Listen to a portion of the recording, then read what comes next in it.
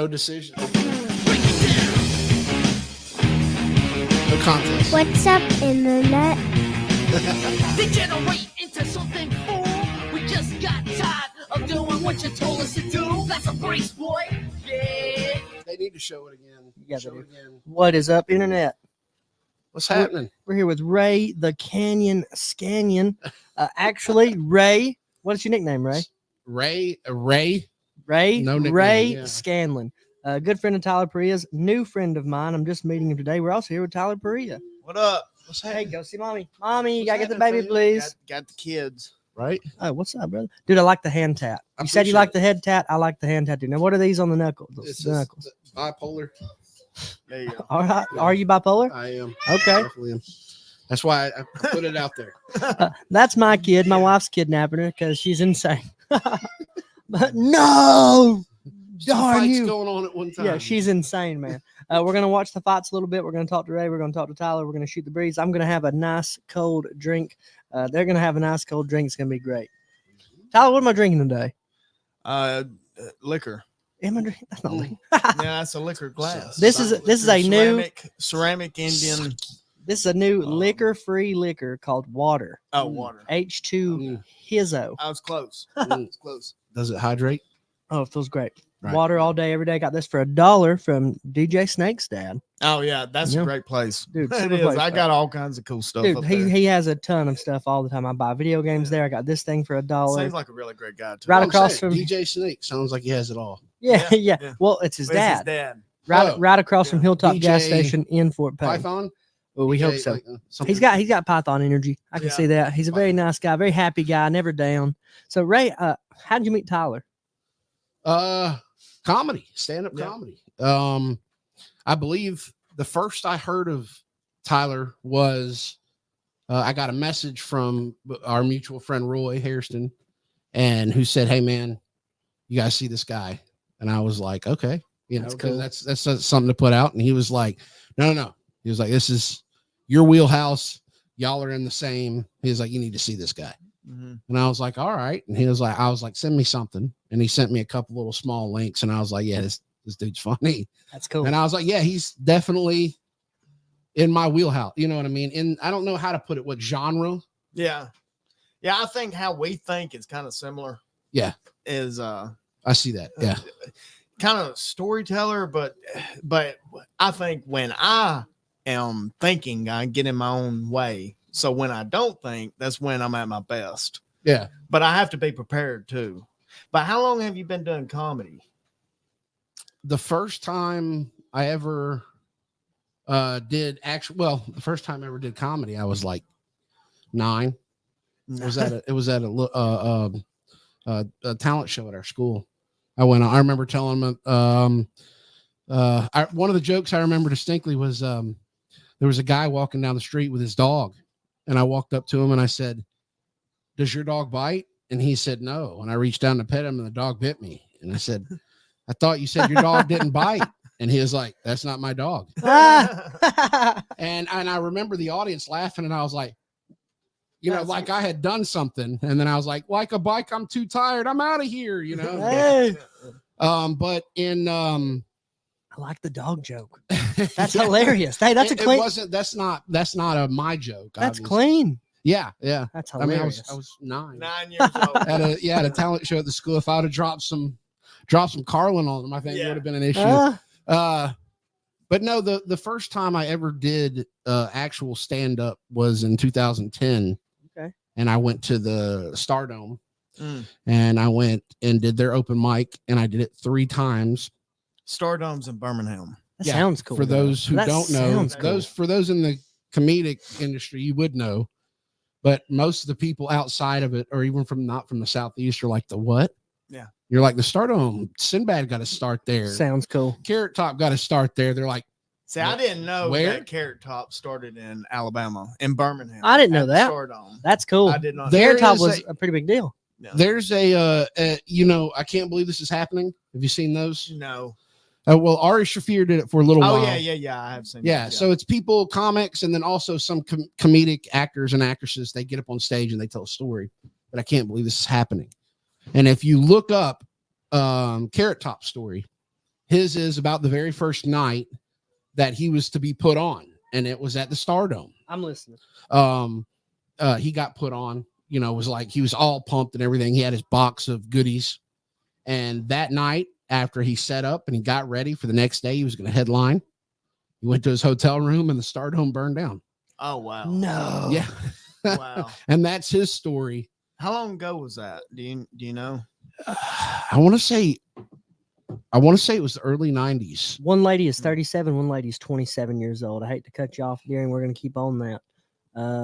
Viviana is both Brazilians. The Brazilians are going to scrap a little bit, but one is almost 40 years old. Both pretty though. This other one looks like she'll babysit your kid and then like beat you if you if you got a line. But now Carrot Top was the 1-800 CAL-ATT guy, right? I don't know. He was for a little while, I believe. I don't know. Maybe And he's doing shows in Vegas now. Yeah. Kicking. He That's, might be. That's his whole life. I know that he went. He went and did stuff for a while, and still remained doing comedy and was doing open mics, around Detroit and stuff like that. But at the same time, this was like 2000 and 2005. He was getting swole. So Jack, super clean Oh, swole, yeah. Tyler. He wasn't on any No performance. no juice at all. So I hope this is sarcasm. Oh yeah. Oh my God! I was gonna say that dude's a juice to the kills. Here you go. Yeah, he's been taking Rogan tips. Yeah. Or he gave tips to It Rogan. was 1-800 CALLATT. Okay.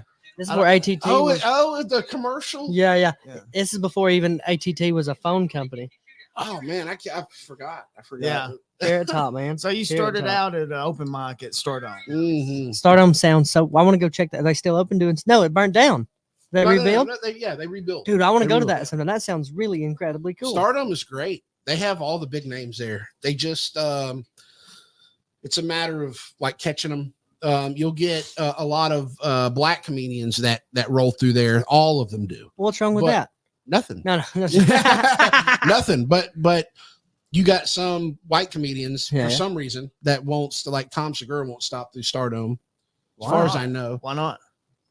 Yeah, I like That sounds weird. He said he don't know. I don't know. Yeah. I would assume maybe.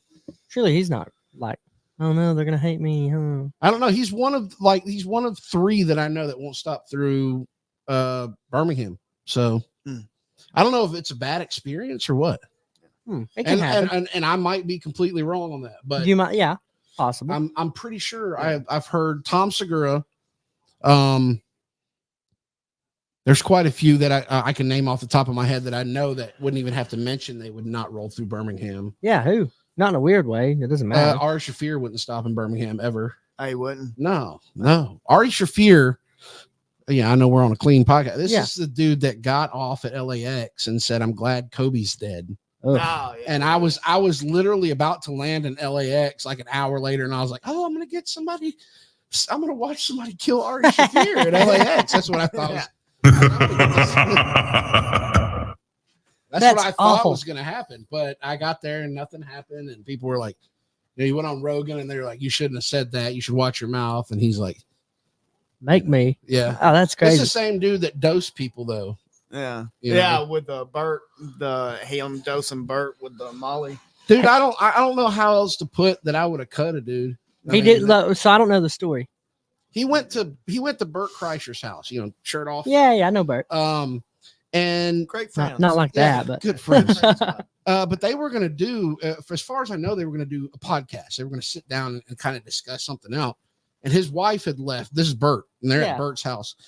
And his wife had left for the day. So he's there with his daughters thinking that they're just going to have this little podcast and be, no big deal. be cool. Well, Ari drops some pure MDMA into Yeah. his drink Yeah. and then tells him after he's drank his drink that, "Hey, I dosed you.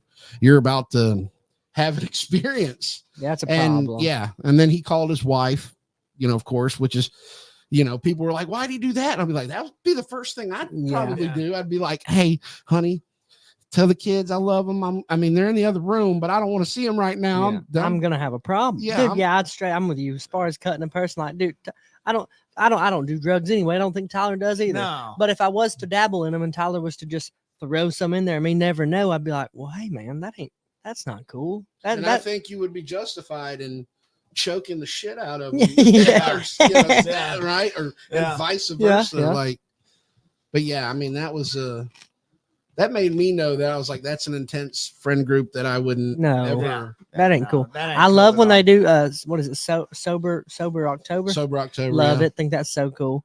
Now I told Tyler I thought I knew you from MMA stuff. Yeah. What dealings did you have in MMA? When I got out of the Navy, I did some odd like construction work, and then I got into hanging sprinkler pipe in the roofs of buildings and stuff like that.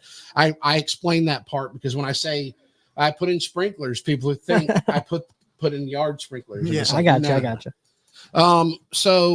And that was a family thing. My grandpa owned United States Sprinkler Company in Birmingham, and then he sold his half of the company, and then he ended up working somewhere else. And so I worked with them for a while, and then I ended up, shamingly, but I ended up chasing money. I jumped from one place to this place is going to pay me more. That's everybody. Yeah, Ain't nothing wrong with to that, this man. place is going to pay me more. Well, but you got to ride some out Yeah. because then they hear it and they're like, oh, this dude's just coming here for the more money. Yeah. And if someone offers more money, he's gone. Give me $4 more an hour, I'm out the door, Right. boss. You hit a wall. So I was at Fire Safety Sprinklers. It was the name of the company. Fire, like simple as that, out of Alabaster, Saginaw. And we were hanging pipe at they were building the new and this is in Alabaster. They built the new JC Penney's and the Target and everything that goes across there. And there was another foreman that was working, and he was telling me, he was like, you've been watching The Ultimate Fighter. And I was like, yeah, man. I was like, I can't get enough of it. So cool. Such Awesome. a cool It's great. time to be a fan of the sport. And he was like, he was like, Oh, Are she's they- cracking. are they banging? Watt's cracking her. Watt's cracking on her. She's tired of her. She was holding her against the wall for a second. She's like, oh yeah, she's dinking on her now. I didn't mean to. no, you're good. Yeah. I had money that, Oh. that 37 was going to break down the young one, but Watt was cracking on her for a minute. She Now looked Yeller real held her against the wall for a while. Keep going, Ray. Sorry about that. oh no, good. All good.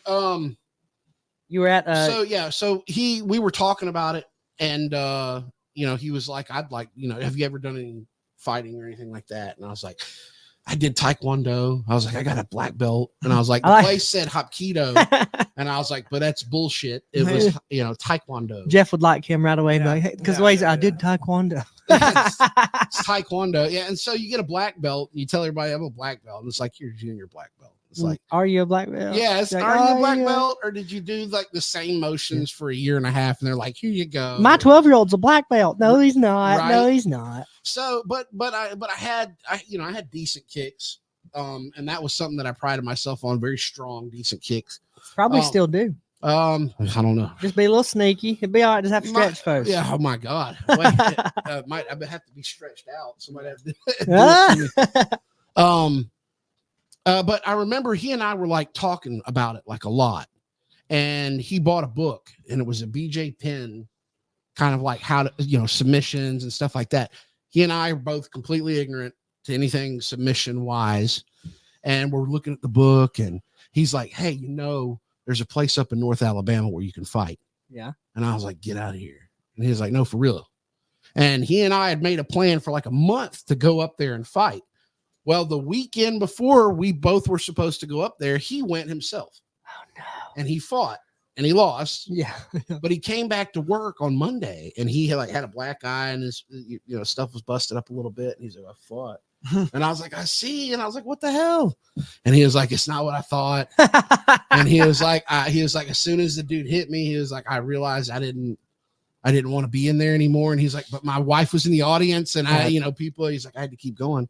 And I was like, well, I still want to go. Will you go up there with me? And he was like, no, I don't think I'm going to go back up there. Oh no. So the next weekend, I talked myself into going. I'm going to go. And it was Claire Day.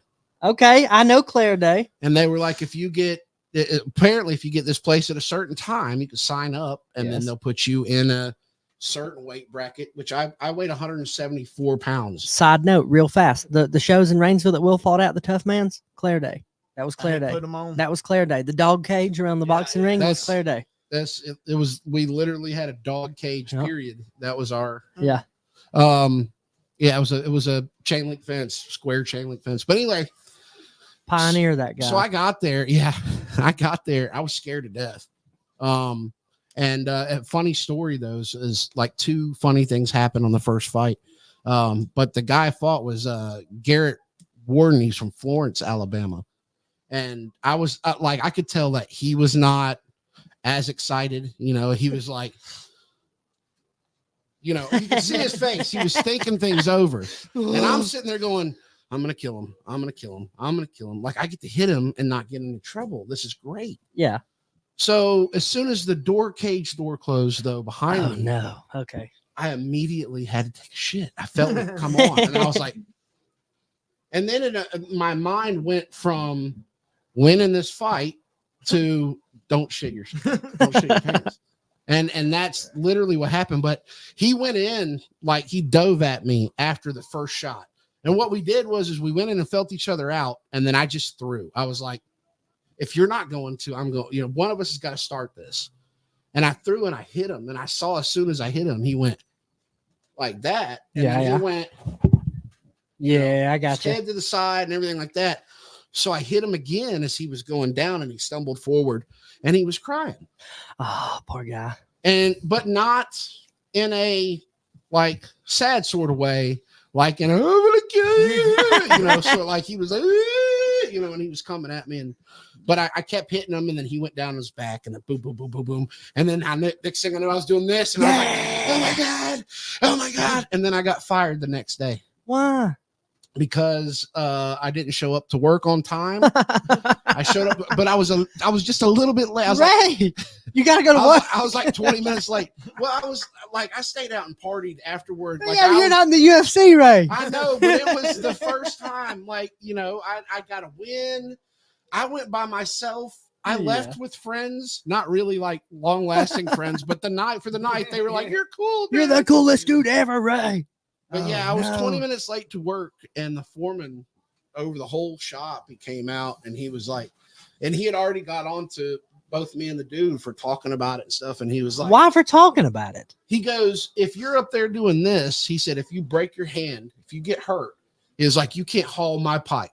You can't hang my You can't pipe." hold his pipe. Yeah. How dare you have dreams You aside from can't- holding yeah. pipe? How You dare can't- you? If you can't want- my pipe. So, If you need to go get a drink, go do it, boss man. You good? okay. We ain't gonna hold I you will- I up. will now. just- Yeah, you do your thing. But that was it. And then I literally same day ended up going to jail. All totally different, not related. My mom was like, "Hey, the cops came to the door. You have a warrant for your arrest." And I was like, "Oh." And she was like, "Well, how about I go turn you in and pay your bail? I'll get you right back out." And I was like, "Cool. All right."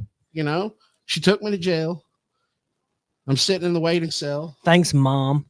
Hours going by, another hours going by. I'm going, what the hell's going on? You know, my mom didn't screw me over, thank God. But when I finally got into Gen Pop, then I got to talk on the phone. She's like, "I'm so sorry. There was a cash bond and I didn't know. They said I had to have $3,000 right now." And I was like, "Don't worry about it, Mom. I thought it was 300." But then they came and got me like a month later. A month later. It was my stepdad no. was the boss, you know. At the pipe place? No. At the jail. As of my family. Oh, okay, I got you. So my mom just, you know, whatever dad said. Let him sit there and learn. He'll learn. Well, what happened was he was going to let me sit there for a while. I had already sat there for 9 months one time. Yeah. Oh no. In county. That's another story. But he was like, his mother died and they had the funeral.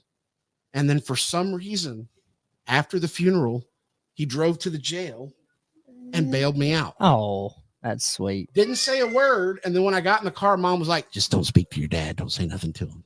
And that's what she called him too, was my dad. And you were like, "I'm not calling him dad. That's my stepdad. Yeah. Oh, man. He was, you know, A little hard nosed. yeah. Nothing wrong with that. But I got another job, and then I went back up there, and I fought a guy out of Mississippi. Okay. And the same thing happened, except for this time I hit him, and I'm going to be honest here. I don't think I knocked him out, but I think he just didn't want to fight anymore. Yeah. Because when I hit him, he went like this and landed, and then went Oh, like who lands, then turns her head and closes her eyes. that's a strange thing. Nobody.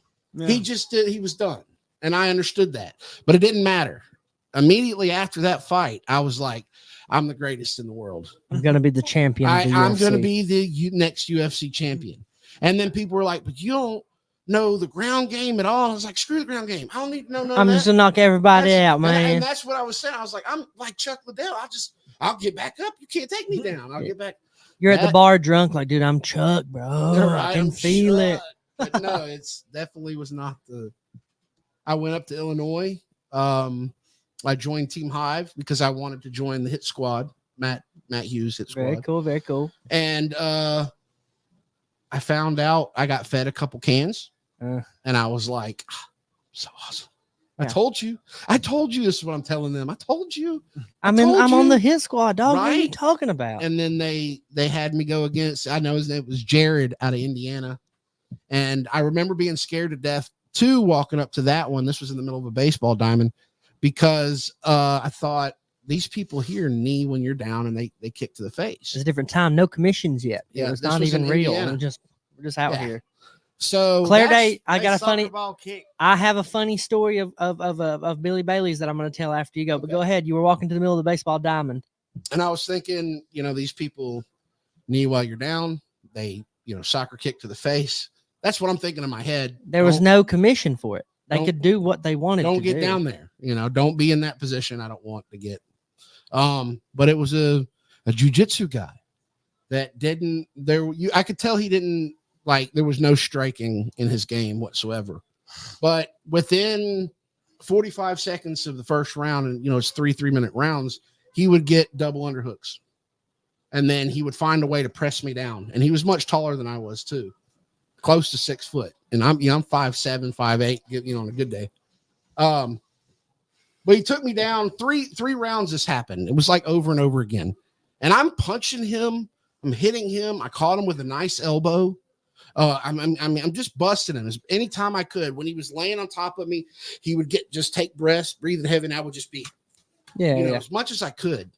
When it was over with, and they declared him the winner by, but at the time I was so cocky. I was like, look at him. Look at his face. Look at me. Yeah. I look like I just got here. He looks like he's been through the ringer. You Yeah, know what yeah. I mean? But that's not what mattered. And, Yeah, these judges understood that.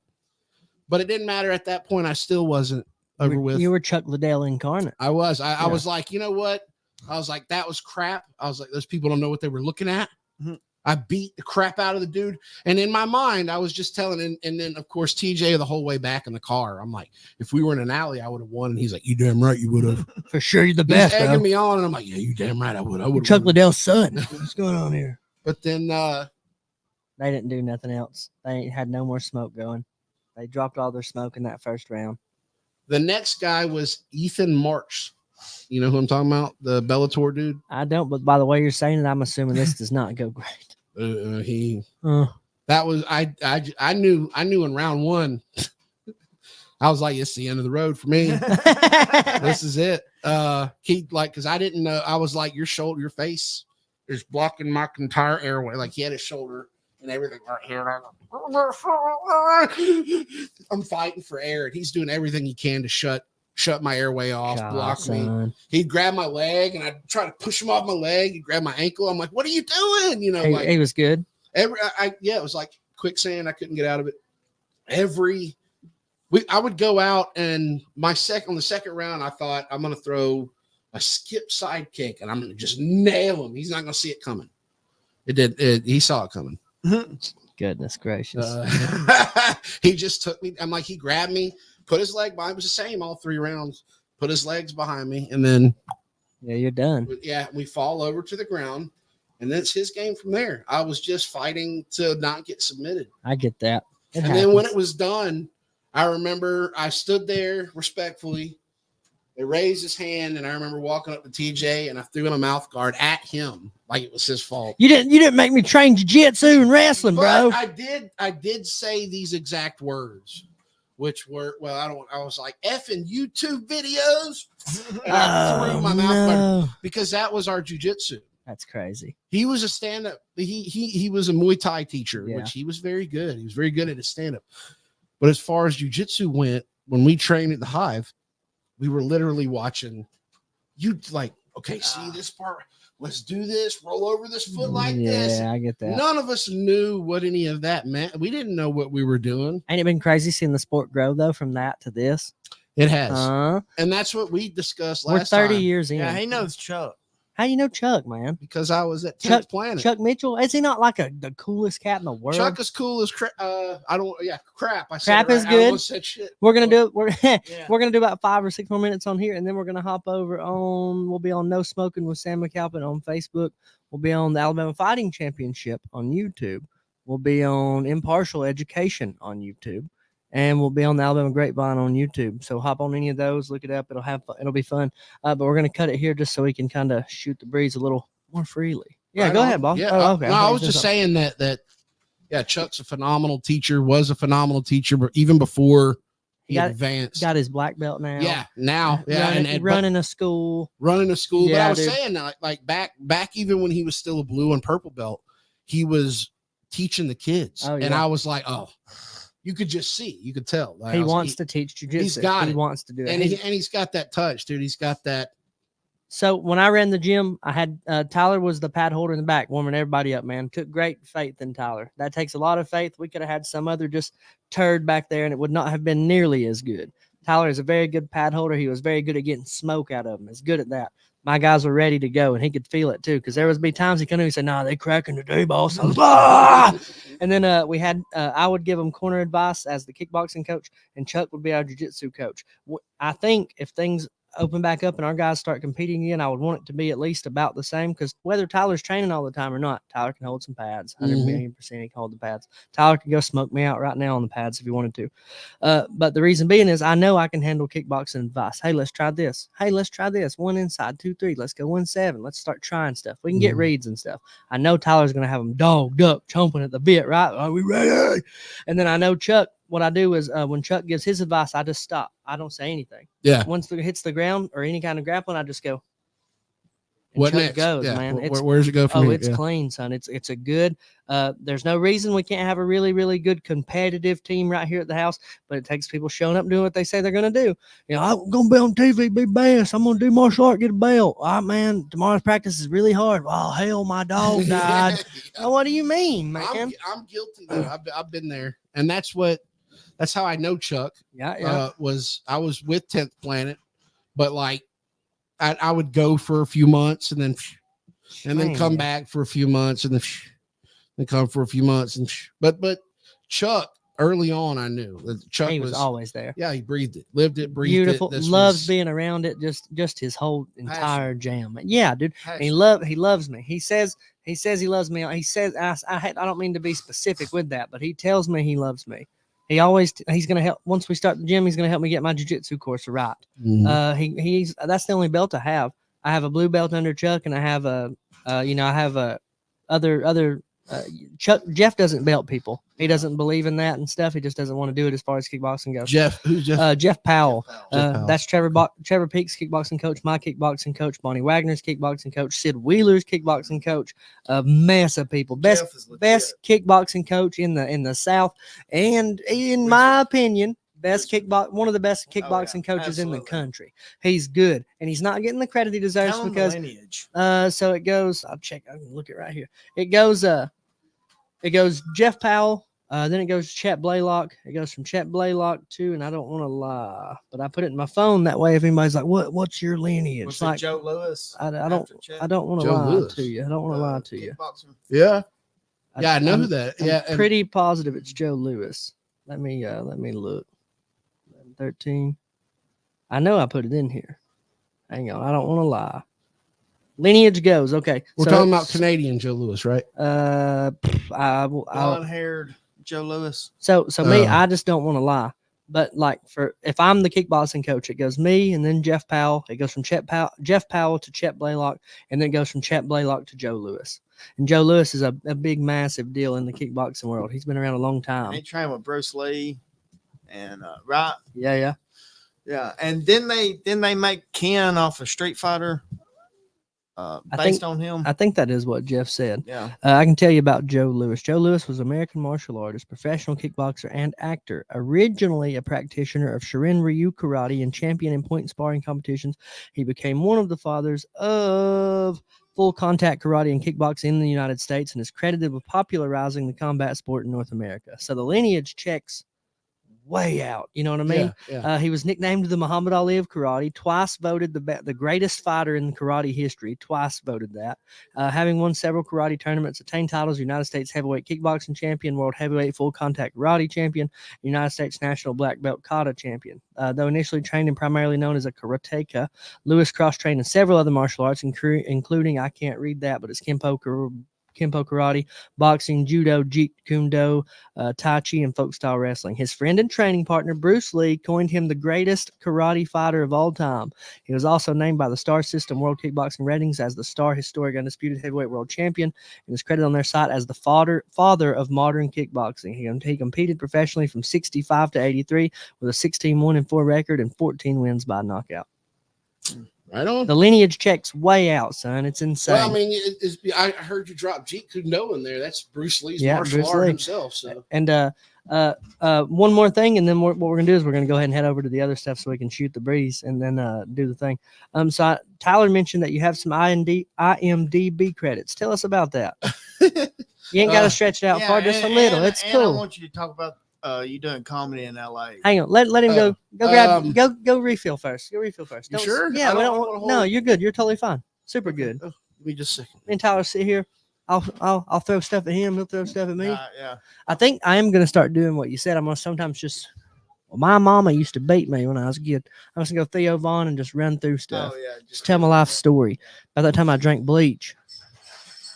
You ever drank bleach? Yeah, to clean my system out. Is that a thing? Is that real? Well, I've heard that. Well, when I was in high school, yeah. So- I got that advice from somebody who did drink bleach, and they was like, "Hey, you just drink a capful."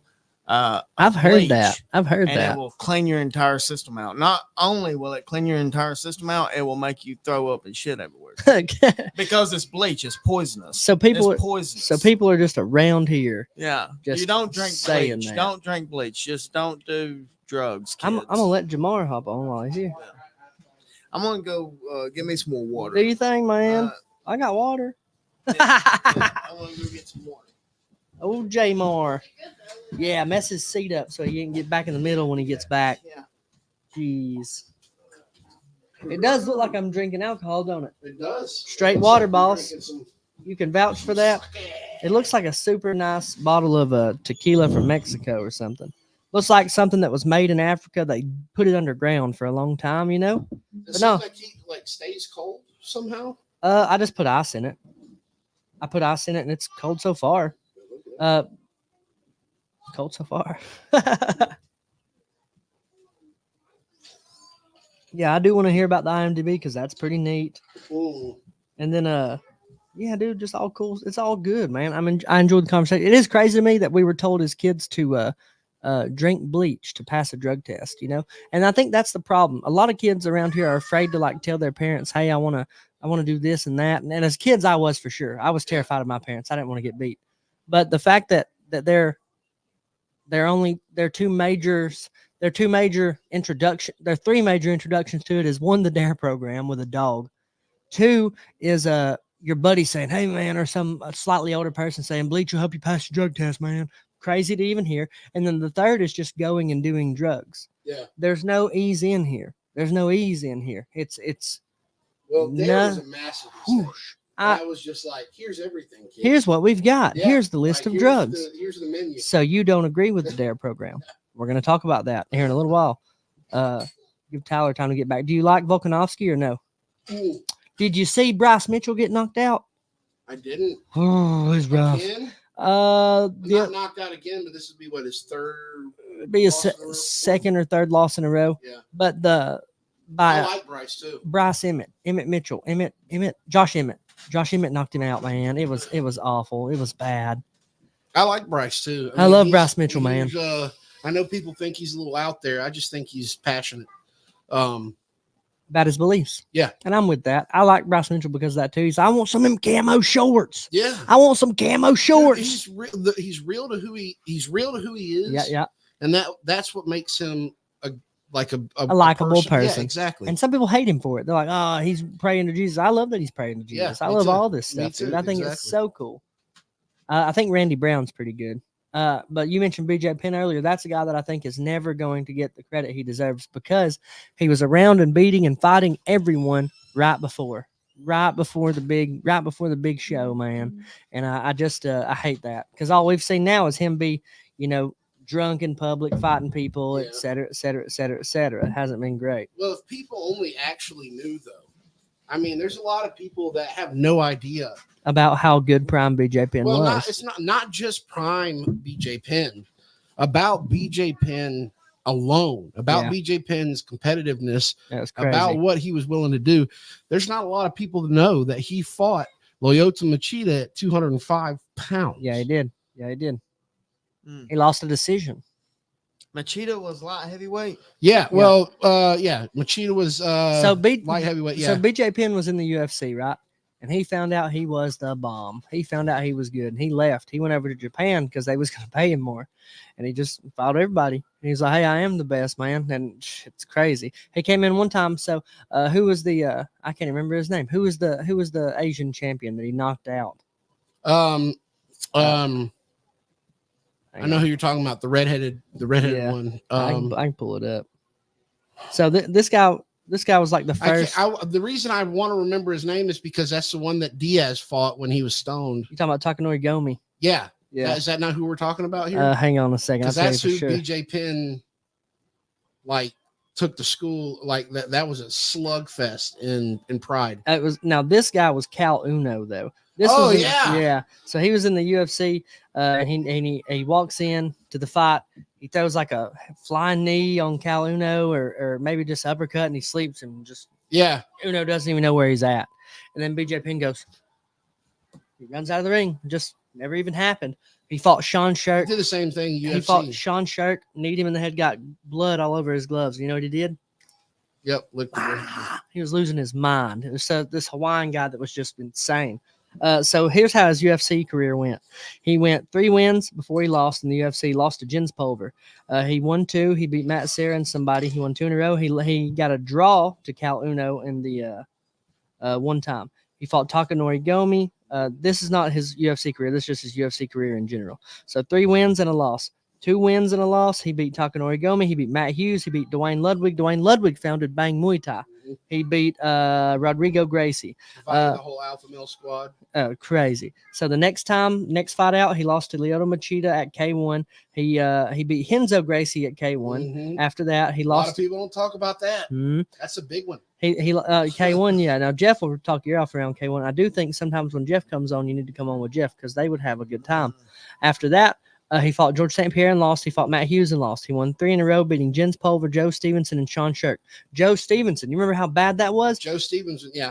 Joe Stevenson was crying. Now, granted, fighting's emotional anyway, but Joe Stevenson was beat so bad that he was crying in the middle of the ring, and blood was just a crimson mask. He crazy beatdown, man. After he beat Sean Shirk, he knocked Sean Shirk out, and then he fought George St. Pierre and lost. But I mean, it's George St. Pierre.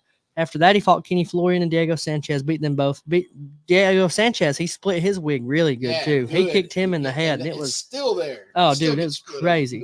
After that, he lost twice to Frankie Edgar, and then he beat Matt Hughes, and that was the last win. He lost to Frankie Edgar was where he started to put her out. That was I remember being at Hooters watching that fight with my real dad, who I had just reconnected with. That's cool, man.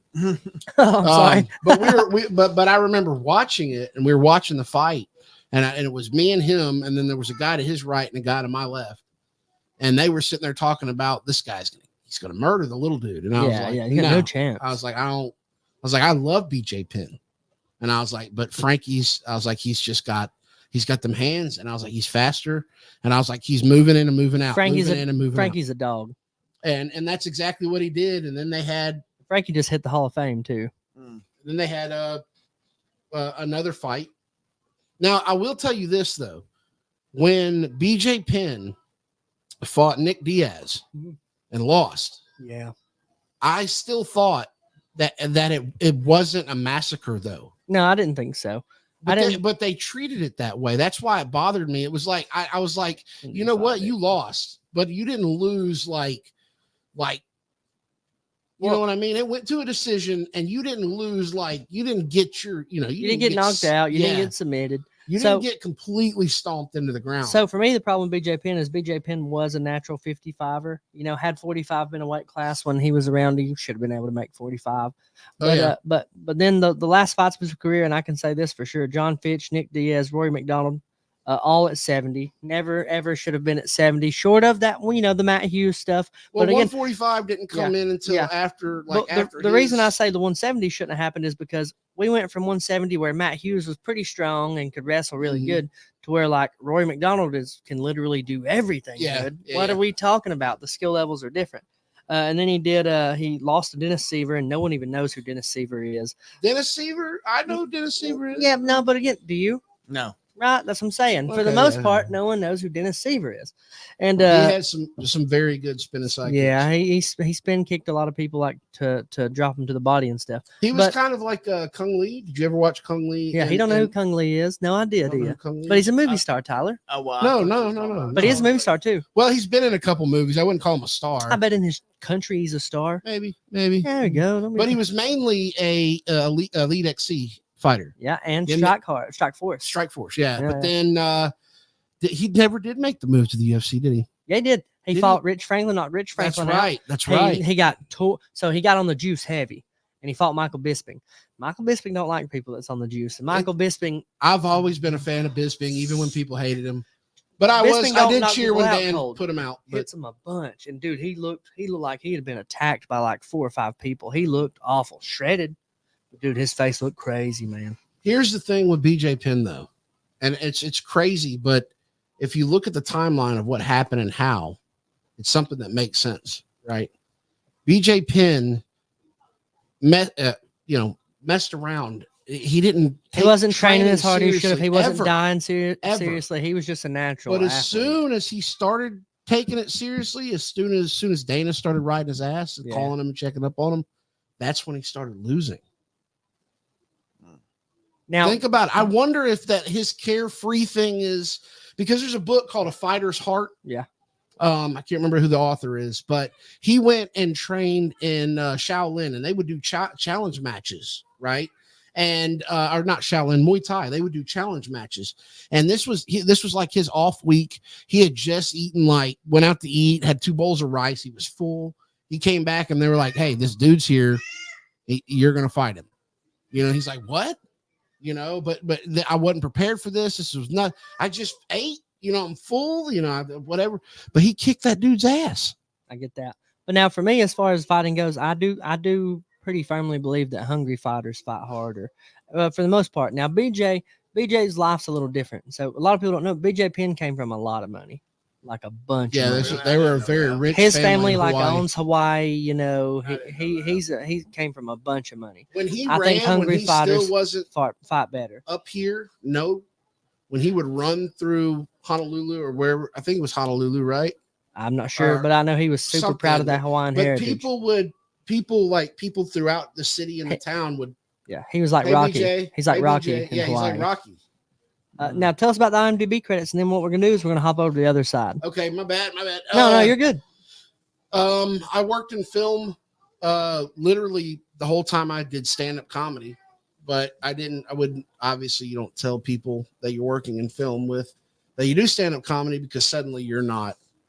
Now you're talent. You can't work behind the camera anymore. And that's what I was doing. I was working my way up from production assistant, which I did. I did Super Science Showcase, which you can go to superscienceshowcase.com and you can watch all 5 films. And there's a spinoff film called Shock Loser Survive Camp Analog. And then there's a spinoff TV show of it called History Masters. Now, the first 5 movies of Super Science Showcase, I was the second assistant director under Emmy Award winner Walter Lee Fanning for the whole movie. Now, second assistant director means there's Lee, there's the first AD, and then there's me. So That's cool. So I worked my way up to that, and then doing the camp analog, same thing, second assistant director.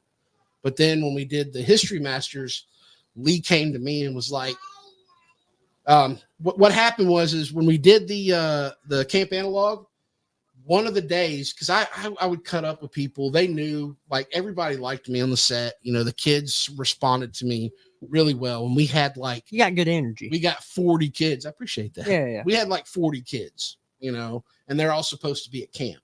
And their parents are there too, because they have to by law to keep an eye on them. And they all just responded to me well and liked me, and they thought I was funny. And so one of those days, Lee goes, take the phone, and this is on our Instagram, and I want you to do videos about us filming. And he was like, and I was like, what do you want me to do? And he's like, whatever you want. And I was like, whatever I want? And he's like, whatever you want. Thanks, boss. So I started out by doing, like, I was ducked out in the woods, pointing the camera towards where they were filming. And I was like, here, they're actors here in their natural habitat. You know what I mean? And I started messing around. And then I walked up to one of them and was like, can I interview you? And I kept calling him by the wrong name. Oh, yeah. And he's like, it's Lorenz. And I said, that's what I said. That's what I said. And I made it funny. And then, so everyone I interviewed, and I did little things like that. And he was like, so when he hit me up for the next project was History Masters, I'm listening. he was like, I want you to be in it. And I was like, okay. Now I've done acting. I did a lot of acting when I was young. I did theater. Mm. And then, you know, I've done acting, done movie stuff. I've written scripts. I've sold scripts. So this to me wasn't. We need Ray's help on that. No, Ray is brilliant. Oh, That's what yeah. I've been wanting We've got to an talk- idea that we're wanting not him going to to tell talk. anyone about yet. But Well, we have an I'm idea. your guy. Keep going, boss. I got you. So he was like, you know, he was like, it's no offense to you. He was like, if you want to work on the project, that's fine. And he was like, but I'd really love if you would be Jake in the show, you know. And he was like, he owns the comic book store, where everything takes place at. It's at the comic book store. And he was like, and the energy with the kids is, he's silly, he's funny, he connects with them. And he was like, I think you would embody that well. And I was like, oh, okay. Thanks, You know? boss. And yeah, I was like, so I did that, and that's the only thing out of it so far that hasn't found a home yet. I guess I don't know what they're going to do with it, but it's on the site, and you can see me. You can see my fat, pretty self. We got to check that out and share that around. I got to see that, man. No, That's cool. When did you? Are you talking about the big movies that I worked on? Well, yeah, but when did you start getting into LA and in the movie scene over there? Okay, so I worked on a bunch of movies that were filmed here in Alabama, Georgia, Florida, North Florida, Georgia, Florida, Alabama, whatever. I worked on a few movies. I worked Scratch and Paint, John Travolta, Shania Twain, the country singer, and then That's Gotti, cool. which was also John Travolta, Bigger. Wait, you worked on that? Yeah, That's crazy. Oh, Gotti? yeah, that was filmed here. I did not know. Where that. at here? And well, part was filmed here in Wetumpka, and part was filmed in Ringgold, Georgia. Yeah. God, that's crazy. And then you had Bigger, which was about the Weeder brothers. Mm. You know, the Yeah. weightlifting, Yeah. and it had a guy who played Arnold Schwarzenegger in it, and we actually saw Arnold, who spoke to us on a television screen. I'm so very proud of all of you, and it's like, thanks. You can't see me, you don't know who I am, but I appreciate it. Yeah. Appreciate it, boss. Yeah. I'm honored. Right, but have you Yes. the TV show Superman and Lois? The guy who plays Superman in that show, he was one of the leads. He was the lead in the Weeder brothers. If you've seen Dunkirk, Yeah. the kid in Dunkirk was the lead in the Bigger with the Weeder brothers. Oh wow. And then you had so many stars on it, and it was we jumped from theater to theater. So I did that one. I did Inherit the Viper with Josh Hartnett. I like Josh Hartnett. That's a handsome man. He's a good dude. That's aggravating. He's That's actually what I heard. I was hoping he was awful. he's a very good dude. Look, my favorite thing of him ever, was I was driving that day, the shuttle bus from our camp to the scene. And I was just like, yeah, I got it, no big deal, whatever. And I remember he jumped up in the van, and the first thing he said was, and this is not X-rated, so it's not bad, but he goes, it smells like weed out here. Huh. And I was like, and he goes, who still smokes weed anymore? Ah. And I was like, yeah, man, right? And he was like, I eat it. And I was like, so I pull out and I'm pulling up, we're going from one spot to the other. And I looked to him and I was like, it's just me and him. And I was like, you know what? I said, I really like Bunkaroo. And I was like, it's probably something you don't hear about often. And I was like, but my son and I talk about, my oldest, about you being a stranger, because that's the name of his characters, and that you're our favorite. Because he fights, but he just knocks people out with one punch. What?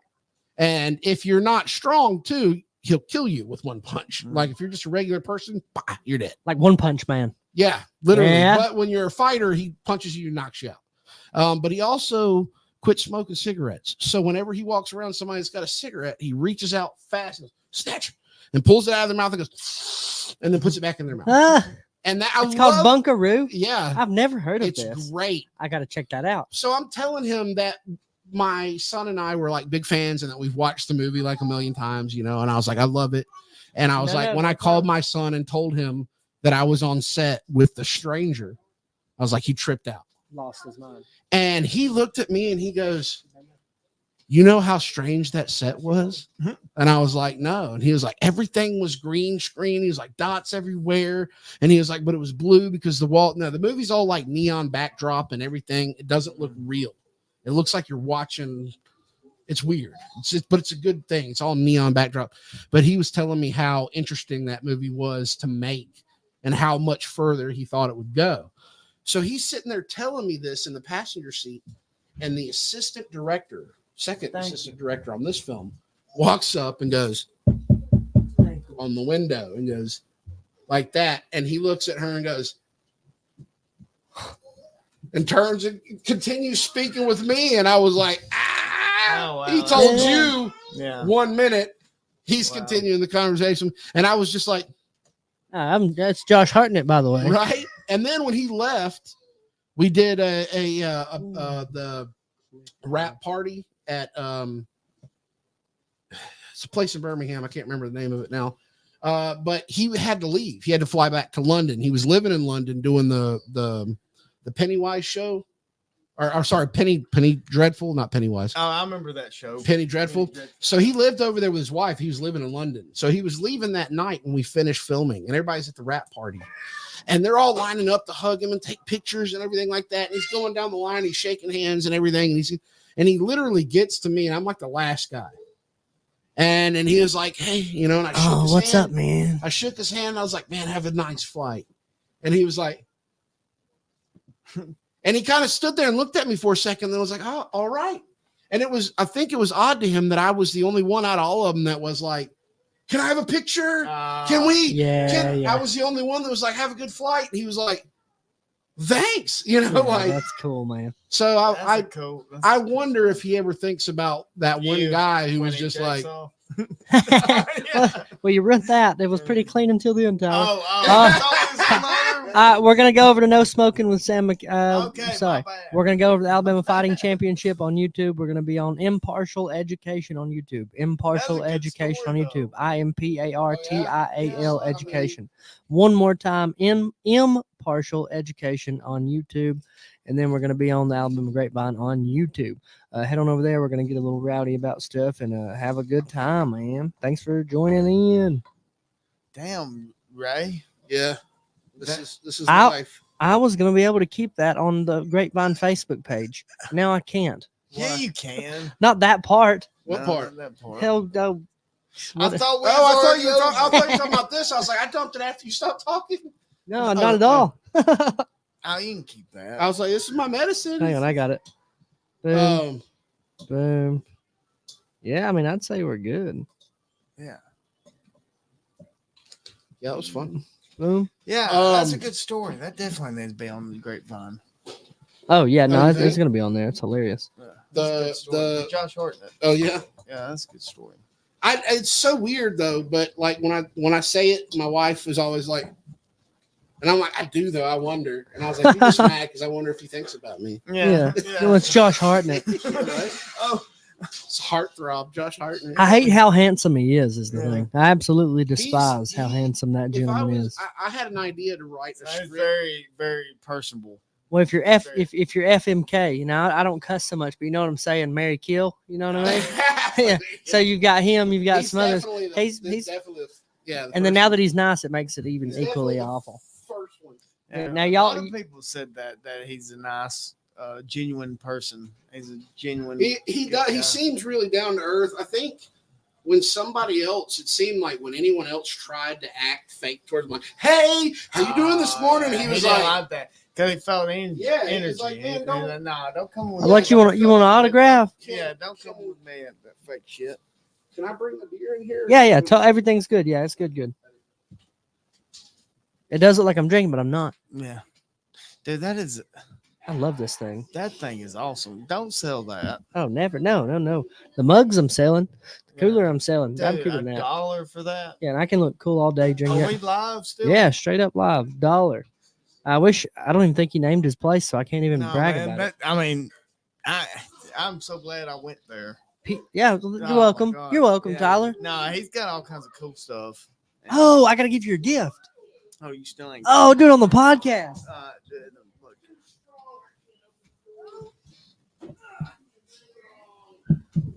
Oh shit! You get it from there? Yeah. I was gonna be careful with it, and you need a piece, and you'll have to do some work on it if you want it to be nice. But if not, you got some cool pieces. Be careful. There's a lot of stuff in there. A lot of stuff in there. T dog. Yeah. Right. Oh. Oh, that's it. That's gotta open. Are you a Volk fan? Yes. Love Yeah. Volkanovski. Dude, let Daddy see it. Give it to your daddy. Oh, well, I see it. That's it. Be careful. Oh, is this a chessboard? Yeah. It's Oh. busted, super Asian busted, but the old pieces are good. Dude, that is awesome. Yeah. Japanese. Thank you. Something. You got it from there? Yeah, dude, straight up. Damn, that's badass. I thought you'd like that. Hell yeah. Now, again, busted. Everything is yeah, just busted. Yeah, but the pieces are good. Yeah, the Now, pieces are good. Is all the pieces here? You're missing one piece. What is it? It's a horse. Oh, it's a knot. That's yours. Oh, hell yeah. No, it's Chinese. Yeah. Go see Mama. Tell Me and my boys are playing chess a lot. That's a. I love chess. It's a good sport. Is it a sport? You would call it a sport? We're not Well, calling I don't know. It's It's a a middle- good skill to have if you go to prison. It is. And it works your mind out. I'm just being honest. No, Ray, now but, you go ahead. Shoot it, Ray. Oh Do no, I your was just thing. saying it's something good to know if you go to prison because there'll be a lot of chess playing. Well, that's where I learned how to play chess was when I was a jailer. Yeah, No, seriously, I played with the inmates and they taught I'm serious. We know you did. We know you We, did. our- Tyler. Let me guess. They were molded out of wet pieces of paper that were scrunched to make it semi look like whatever it was. Yeah. No. No, they had an actual chess set. Oh, what were you? Oh, well, I was in Shelby County and we couldn't have Anything. anything, so we had to mold them out a little. Renato Moicano's on the card. That's a big one. Randy Brown was a big one. Randy Brown's a pretty good guy, and he's young. Damn. You hang out, you do your thing, but don't touch. Yeah, that's nice. Those pieces are nice. Ray, tell us some. You have any crazy stories about comedy or no? I also like Drew Dober, man. Oh, I like Drew Dober a lot. He got all kinds of crazy stuff. billions. I was just about to tell y'all though when we went and saw John Jones, Rashad Evans too in Atlanta. That's cool. I was so young. I couldn't went to that yet. It was Didn't have my own money. 2011. Oh, so I guess so. Yeah. Was it 2011? Early 2011, 2012, something like that. It was early on, but it was that was a crazy night because You were white in Atlanta. Was it in Atlanta? yeah, it was in Atlanta. Yeah, and I don't remember when Rashad and Rampage fought in Atlanta. No, I didn't- I bet that was wild was too, that man. in Atlanta? Yeah, I yeah. didn't know that. Mhm. Atlanta. No, did you know that you've heard though? I know I'm off subject to what I was talking about, but you made me think of something. You know that Rampage is the only fight that John Jones was ever worried about going into. I seen that. He was a little bit afraid of. Now, Tevin Brown, that Trevor fought, that's his nephew. Tevin Brown. When did he fight? That's He fought it- Jackson's nephew. Yeah, Tevin Brown is I Rambo. don't doubt it. Might be his son, but I'm thinking it's like a Where nephew. did he fight him at? Fought him at Valor show way back in the day. Oh, Fought him like- twice. Oh, Yeah. okay. Wait, he Valor's lost a good one. promotion. Oh, they're gone. They're out. They're What- 1-1. Yeah. was a good promotion. Oh yeah, went 1-1. He Yeah. lost the first time, won the second one. Beat him up real bad the second time. Do y'all know Joe Elmore? I do in Is passing. he a bare knuckle boxer in He is now. Georgia? Yeah, he's now. Yeah, he was an Don't MMA touch. fighter in Georgia. Yeah, He smoked people out. Who? he and I. Joe would beat the mess out of people. He and I. Dude, That's what I hear. look. He's not a big guy. Okay, and he doesn't hit the hardest, but he hits you so many times so fast that it's just like. And You then know all what of I a mean? sudden, And you're like, what? and then you're stiff boarded. He Yeah, stiff boards just- a lot of people, man. And then he does. Then he literally goes for a takedown and just he aims to ground and pounds you out. That's just He's and a it nasty guy. usually with elbows. If He's pretty good bare knuckle boxer though. Ain't he? that's what I hear. I He's haven't winning a seen- lot. He's winning a Is lot, he? man. He's yeah, winning. he's blowing up. He- ain't he? Well, no, he was at the Redneck Brawl. Was he? Yeah, I think he was helping them out or something like that in Georgia and Rome. He's a good dude, man. He really He is. seems I know nice. he had a little bit of trouble with the law there for a little while, but it was We all have. yeah, we all. Not me. I've never been arrested. Yeah, Only- but I only ever wanted to be a cop. Yeah, That's my dream. Yeah. You're Ray, it's my jealous. dream, Ray. You're Now, jealous. we do have that page called The Grapevine. And the reason we try to keep that, stop, don't touch, go to mommy. But I meant to tell you though, that Rainville's, from what I can see, is pretty. it's so pretty down here. It's such a beautiful Oh, place. you need to see the canyon. I need to take you to Yes, the dude. canyon tomorrow. I'm down. Ray, Tomorrow, I'll- you're I'll here all take you night? to the canyon. Oh well, I don't Yeah, know. we gotta go. We'll try, but I usually slip out early. Well, So does he. Yeah, he was gone when I Yeah. slipped out at like because 6 I gotta last work and shit. You were already I gone. got- No, Yeah, you slip dude. out early I on a got shit Saturday. to You do. slip out early on a It was- Saturday. It was a Sunday. It was Yeah, a Sunday is what Sunday. he'll bring Nala over and we're like, oh, dude, we're gonna hang out Sunday too. And all of a sudden, I wake up like 4:30 to go pee, and he's gone. Just Gone. out. I see y'all, dog. I see how you are, man. Yeah, he's in and out. He's out like a No, ninja. when Nala comes over here, her and them girls stay up till 3 a.m. And I got on Nala's ass the other night when we was over here, and I was like, Nala, go to bed. It's like 12. And she was like, okay. And then she was sleeping for church and stuff. And my mama was like, Nala, what time did you go to bed? She said, late. Don't tell Daddy, he'll spank me. And my mama was like, you know better than that. You know your daddy don't spank you. And like, yeah. Mine do the same thing. Oh, dude. yeah. They act like I'm gonna beat them, I've had and then a- I'm like, when have I ever spanked you? And then they go, Oh, You want to sit in never. here with her? yeah. And then, or my You wanna sit in youngest, your lap my and youngest see will if be you like, all the time. Yeah. And I'll be like, name once. And he'll be Yeah. like, Yeah. Now, I've whooped my kids for sure. No, I've whooped their I've little not. butts. Twice. No, yeah, no. I've I whooped am Nala not twice. against that. No, and not at all. I've done Not it, at all. myself. Yeah. I'm just saying that like I don't know, you get to a certain point, or you probably both know where it is not required anymore. They know when you get to that point, you look at them, you're like, stop. And they're like, "Ma'am, That next stop is dad busting my butt. Yeah. So I'm done. you're not being cool at all." How many Right. But I have a kids you got? 12-year-old that's Us too. thinks he's a man. How many? She thinks she's a okay. grown woman. Always Sometimes I have to check Leo. Sometimes He's Leo's about my size now. this one gets checked as well, and he's about to get play Leo's 1-on-1 good. out in the yard. And I'm checking. I keep Yeah. telling her she's gonna have to fight her 12-year-old, and she don't believe it. I'm like, no, dude, you got to square up. Yeah. Dude, I've told Elijah. Okay, so he's as tall. This as is gonna be a good fight. This one is for sure. And you can tell the story and stuff, but this one will be good. Drew Dober versus Hanato Moicano should have been the main event in my opinion. Because I don't know the other two guys. I have no idea who they are. This is a good little fight. Elijah is my height. He's tall. He's 12 and he's my height. And he's about to pass me. And I keep telling him, I was like, you know what happens when you get past me though, right? He's like, what? I'm punching you in the face. Huh? And he's like, he believes me too, even though I'm messing with him. He's 100% set on it. Just like when we were at Christmas, it was like 12:30 at night. It's Christmas Eve. And we're all sitting up in the living room and we hear pow, pow, pow, pow. And my son looks at me and goes, "What's that?"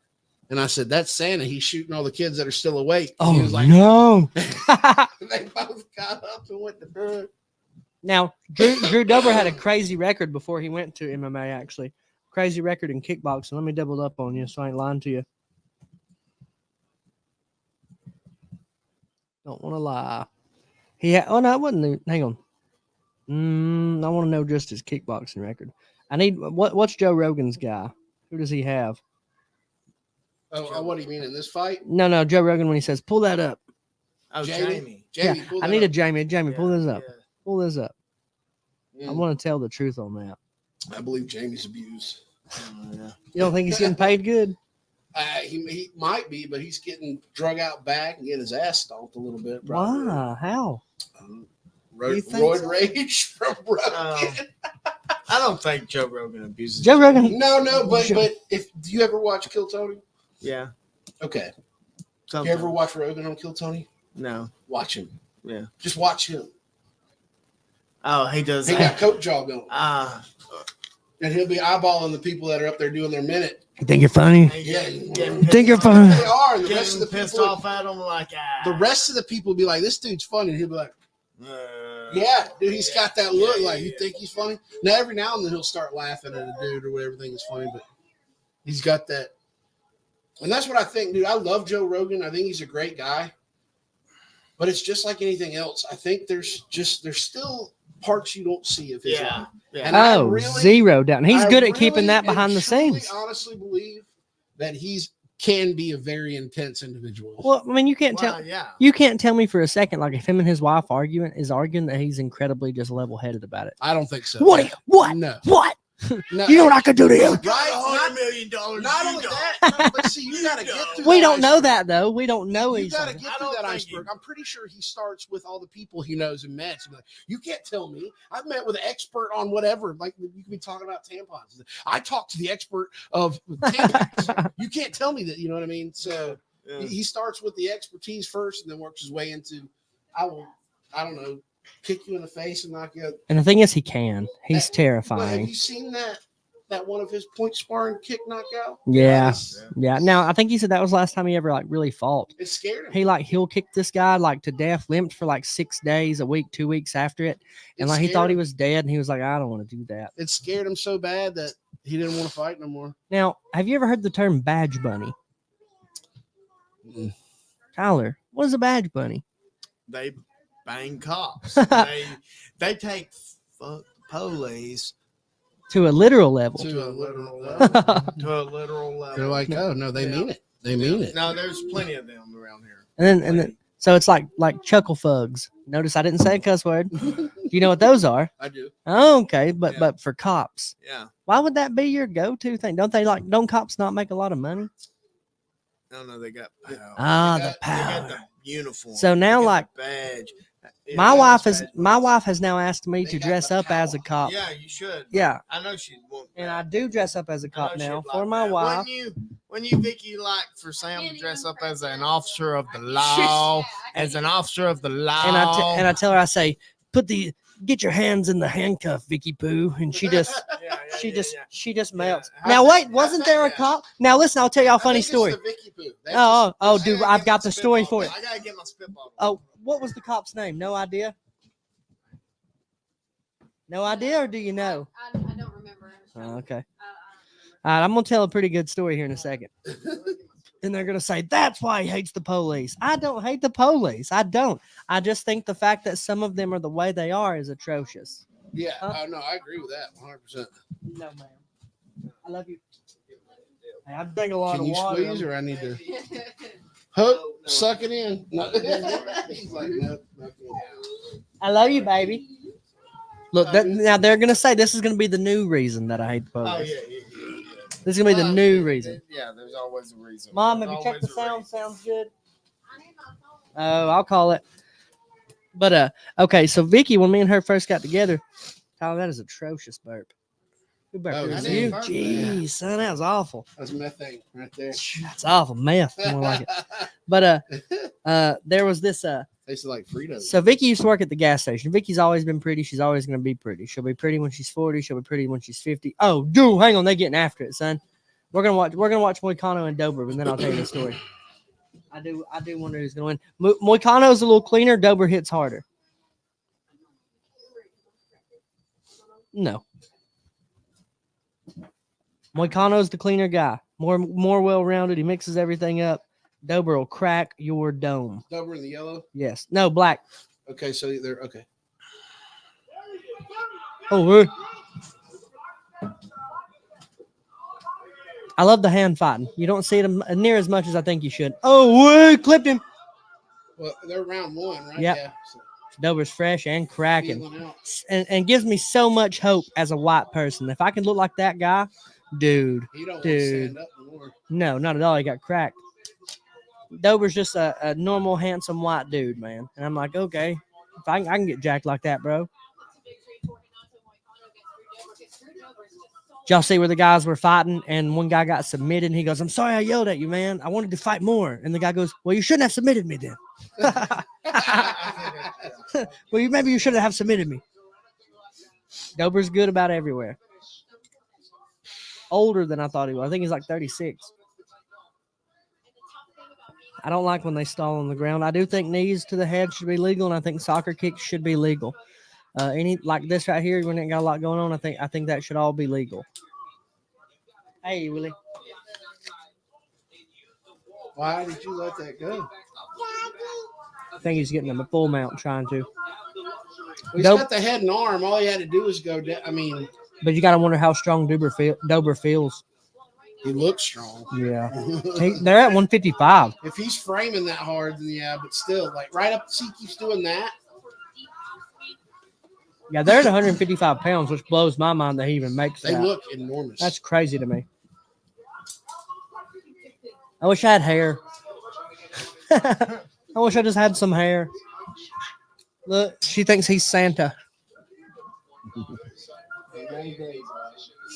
Well, Tyler, what are your thoughts on mushrooms, man, while we watch the fight? I think they're good for you mentally health. You got it. Yeah. Mentally, if what? If you take them for spiritual purposes. If you're not, I mean, if you're not out in public, like I've done that, they don't work out in public. tell Like now. for me. So now I'm gonna tell. If you take a heroic dose, they do. So Tyler, Whoa, out in public? Yeah. in a what dose? A heroic on dose. my actually, if I gotta unlock it on TikTok, but there's a video of Wait, Shelby, out in public. Well, see, I Shelby did and take a heroic Shelby and dose I went. out in Chattanooga, and that's what happened to me. Shelby and I went and filed our taxes at Jackson Hewitt, and I recorded the whole thing. Well, y'all was I on took the 7 road. grams for Yeah. that. Oh no, I no. got tased by the cops. Yeah. And got the shit beat So, out of me by now, a whole bunch of people. Tyler like Dang, bro. Tyler Yeah, told me to yeah, come yeah, out and do yeah. stand up at the open mic. Well, I went. I was dressing nice at the time. I was skinny. I was in good shape, man. So I threw on my cheetah print button up. I had on gold chain. Had on my tight jeans. I was looking sharp, boss. Felt it. Oh, dude, look sharp. Halfway there, I said, okay, I'm gonna eat these mushrooms. Halfway there, a little handful, nothing crazy.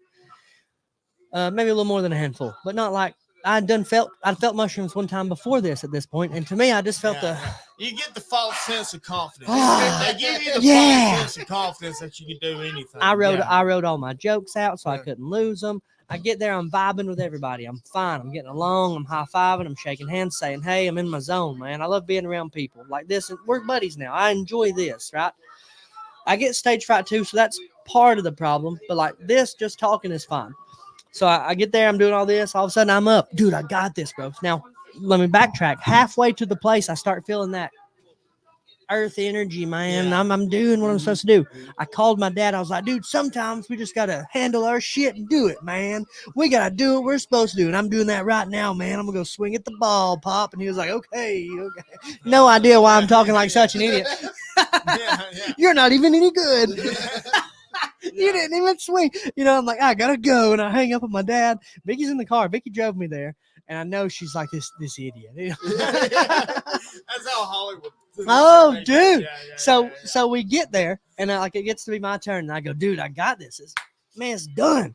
And I hop up on the stage, I see the light, and I see the people, and I go, It's different. Okay. It's different. I will never. well, do but that I had already again. done the. Oh Yeah, no, yeah. okay, I get what you're saying. I'll never Now, do that again. It wasn't the stage fright. Stage fright is a thing for me, so that's part of it. But also part of it was like, what's going on? I got this. So and then I didn't got have it at this. all. Yeah. So I go, I'm gonna hey, stop, or I can't say anything crazy. We're online. But so I grab my notes out of my pocket. I grab my phone and I go to my notes, and I've studied them like throughout the weeks, right? Mhm. And I go to it. I'm like, I'll kill him with this first one. I'll really get this first one. And I look at it and I go, man, it's hieroglyphs from the Egyptians. Hey, there's waves going like this, Ray. And I go, oh no. And Vicky, bless her heart. So I reached over to Ogre and I said, Ogre's here. I'm trying to kill the time out, man. I'm like, Ogre's here. He's a really cool cat. And Ogre's like, what's up, man? I'm like, thanks, Ogre, for digging me out of the hole for 30 seconds. And then I couldn't get nothing out. And Tyler and Vicky, bless her heart, she goes, just tell the joke. And I said, which one? And she said, I said, about the pedophile. And she goes, yeah. And I was like, I can't. And she said, just read the paper. I said, that's the problem. I can't read it, man. Oh, dude. That's when I knew, like, it's going to feel great. But dude, at some point stuff turns into hieroglyphs. It gets wavy, man. You can't get it out. I got a couple of like giggles and stuff, but it was like, it just didn't happen. I called Trevor after and I was like, hey, try, again, I'm out in Huntsville, just everything's bigger and wider. And I'm like, what's going on? And he said to me, and I know he could tell, he goes, you're pretty out there, huh? And I said, yeah, I've never been here before. And then Tyler did a show and I told Tyler about it. And then one day we were doing a show somewhere and I seen Tyler's eyeballs. It's an open mic. Yeah. It's an open mic. I seen this is the first time. Yeah. Time. Oh, I seen will him. Never do that again. And I seen him, and what did I tell you? I went up to Vicky and I seen Tyler's eyes, and I said he's not going to be able to read his notes. And she said, "How do you know?" And I said, "No, I just know. It just everything went blank. They give you a false sense of confidence. A huge false sense. Well, the thing about it is they give you unearned wisdom. Yes, it's like seeing the mountaintop, but getting there with a helicopter. Never actually walking never up climbing it, never none of that shit. I asked Tyler. I asked Tyler. I said, "What'd you do, man?" He goes, made a couple mushrooms, man."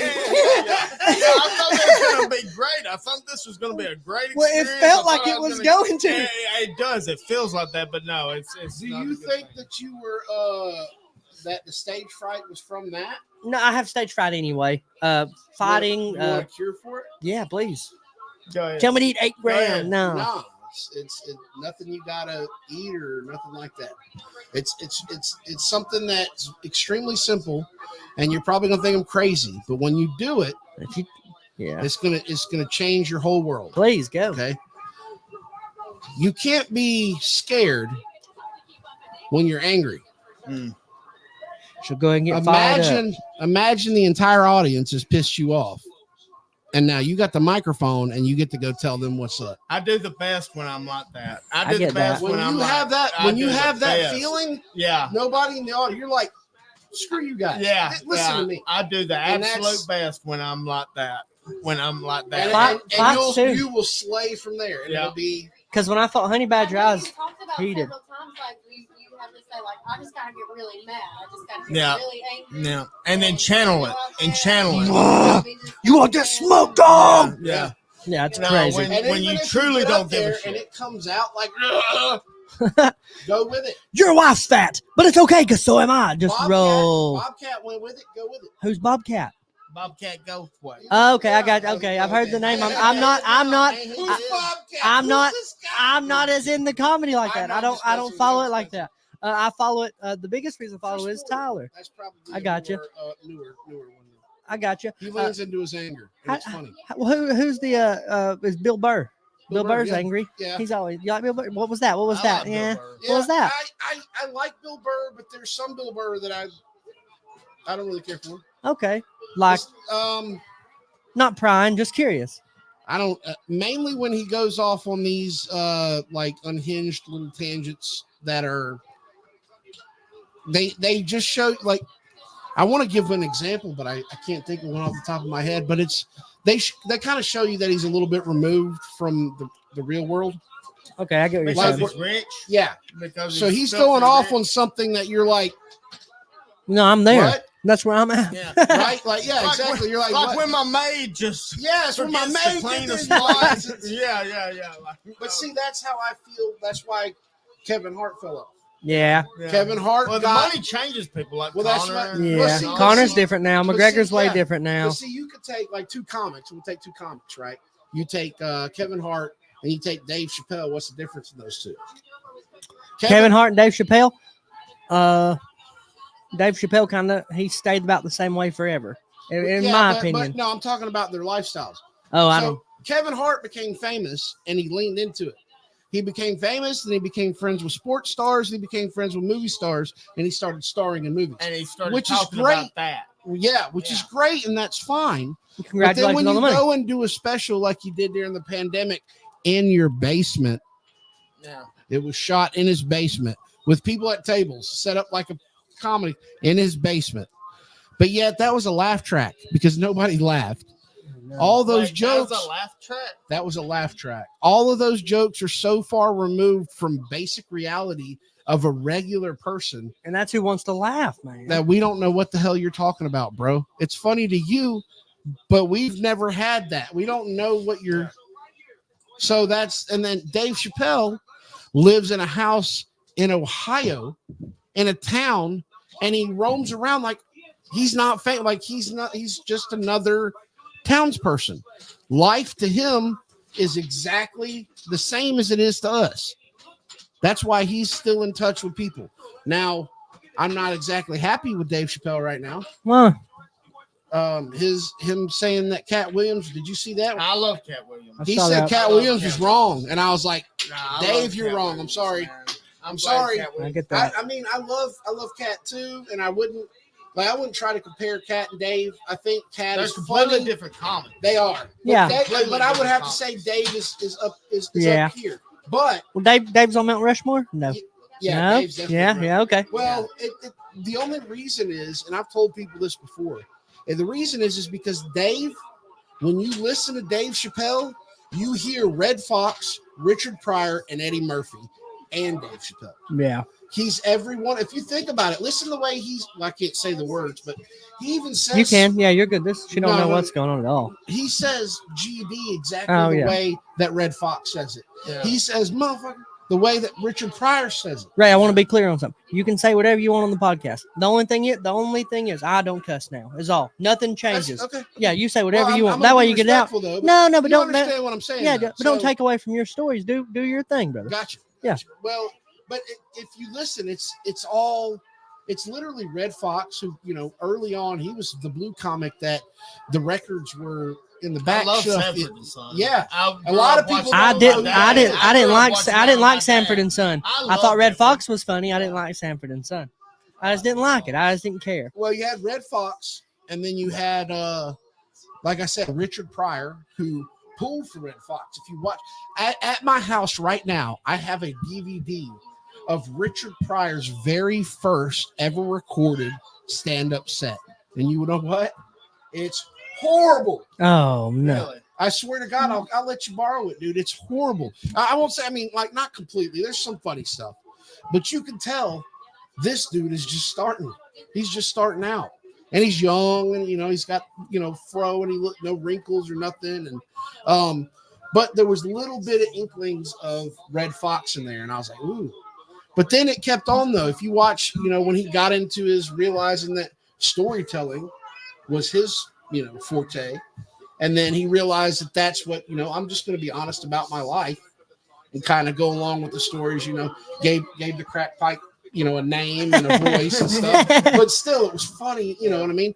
But it's still, that's Red Fox. What- And then Eddie Murphy came along and he absorbed Red Fox and Richard Pryor and did his thing. I mean, it literally is like a pass on. Cat Williams, the reason I respect him and love him so much, not only is his honesty, even though there was some bullshit thrown in there. I don't care what anyone says. In the interview? In that, Almost and the undoubtedly. sharp- Yeah, It was a I mean, lot. yeah, there was a little bit of pepper bullshit in there, but for the most part, I believe, especially everything he said about everyone else, was true. The stuff he boasted about himself, I was like, some of it, I was like, Like he runs a 40 and 4.5. Yeah, Come on, right. Well, Yeah, man, right. I think that's a joke. You read 3,000 books in a year. I don't know. No, he didn't. Well, no, Right. he does have a IQ of like 163. No, he has an alleged IQ that's not been verified. The only thing that's been verified is he did get an actual scholarship to the University of Science Institute That's cool when he was though. 12 years old. That is cool. But that's why I believe that maybe I don't think he read 3,000 books a year, but I'm gonna say he read a bunch of books. I'm gonna say he was smart. It's a picture book. But that's where it falls off for me. He says from 12, then at 13 years old, he left Missouri, wherever he was at, and he moved to Florida by himself, became like sort of a pimp and made millions of dollars. And I was like, no, sir. Not as a pimp. No, and not even as a 13-year-old. No, sir. I'm sorry. No. Yeah. No, sir. So you slept outside of a Circle K is what you're trying to say. And then you became a comedian and made it. Just say that, right? Just say that. Don't fill in with, you know what I mean? You're doing great, Kat. Don't fill in the cracks with some bullshit. What do you think about Dane Cook Oh, as a person, as a comedian? no.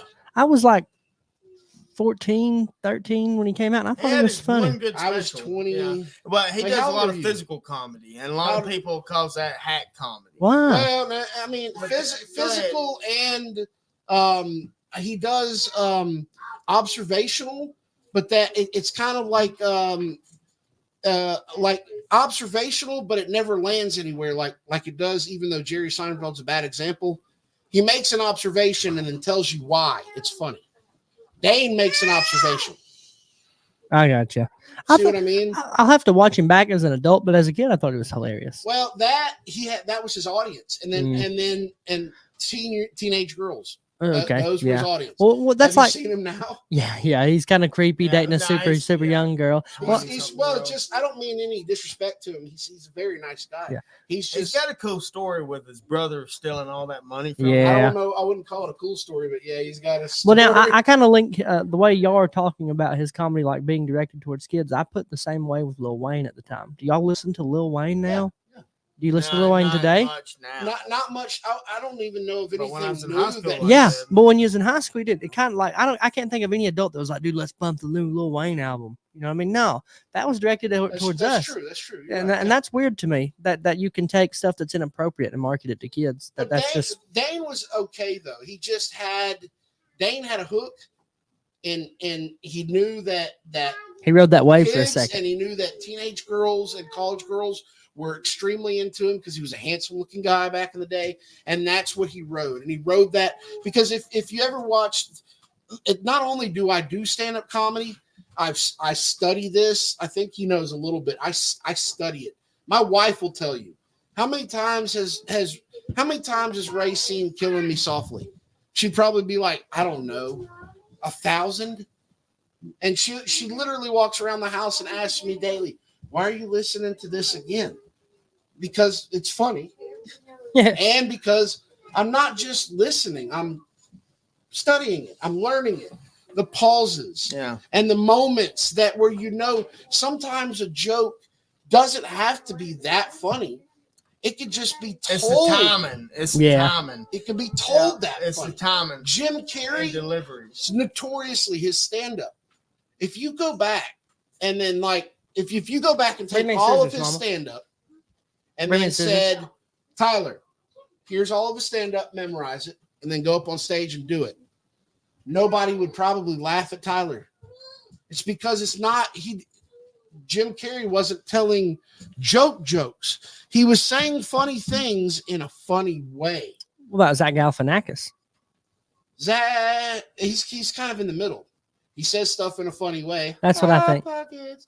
But he's also got some pretty damn good jokes.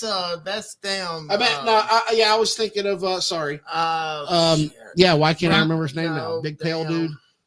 Zach Galifianakis. What were you saying about him? Like, where would you put he? I feel like he's kind of a guy that says things in a funny way. Like I've watched one of his like stand-up things, and he was just like acting like he was drunk at the piano. Yeah, that's no. His is being as absurd as possible. He's a shock comic.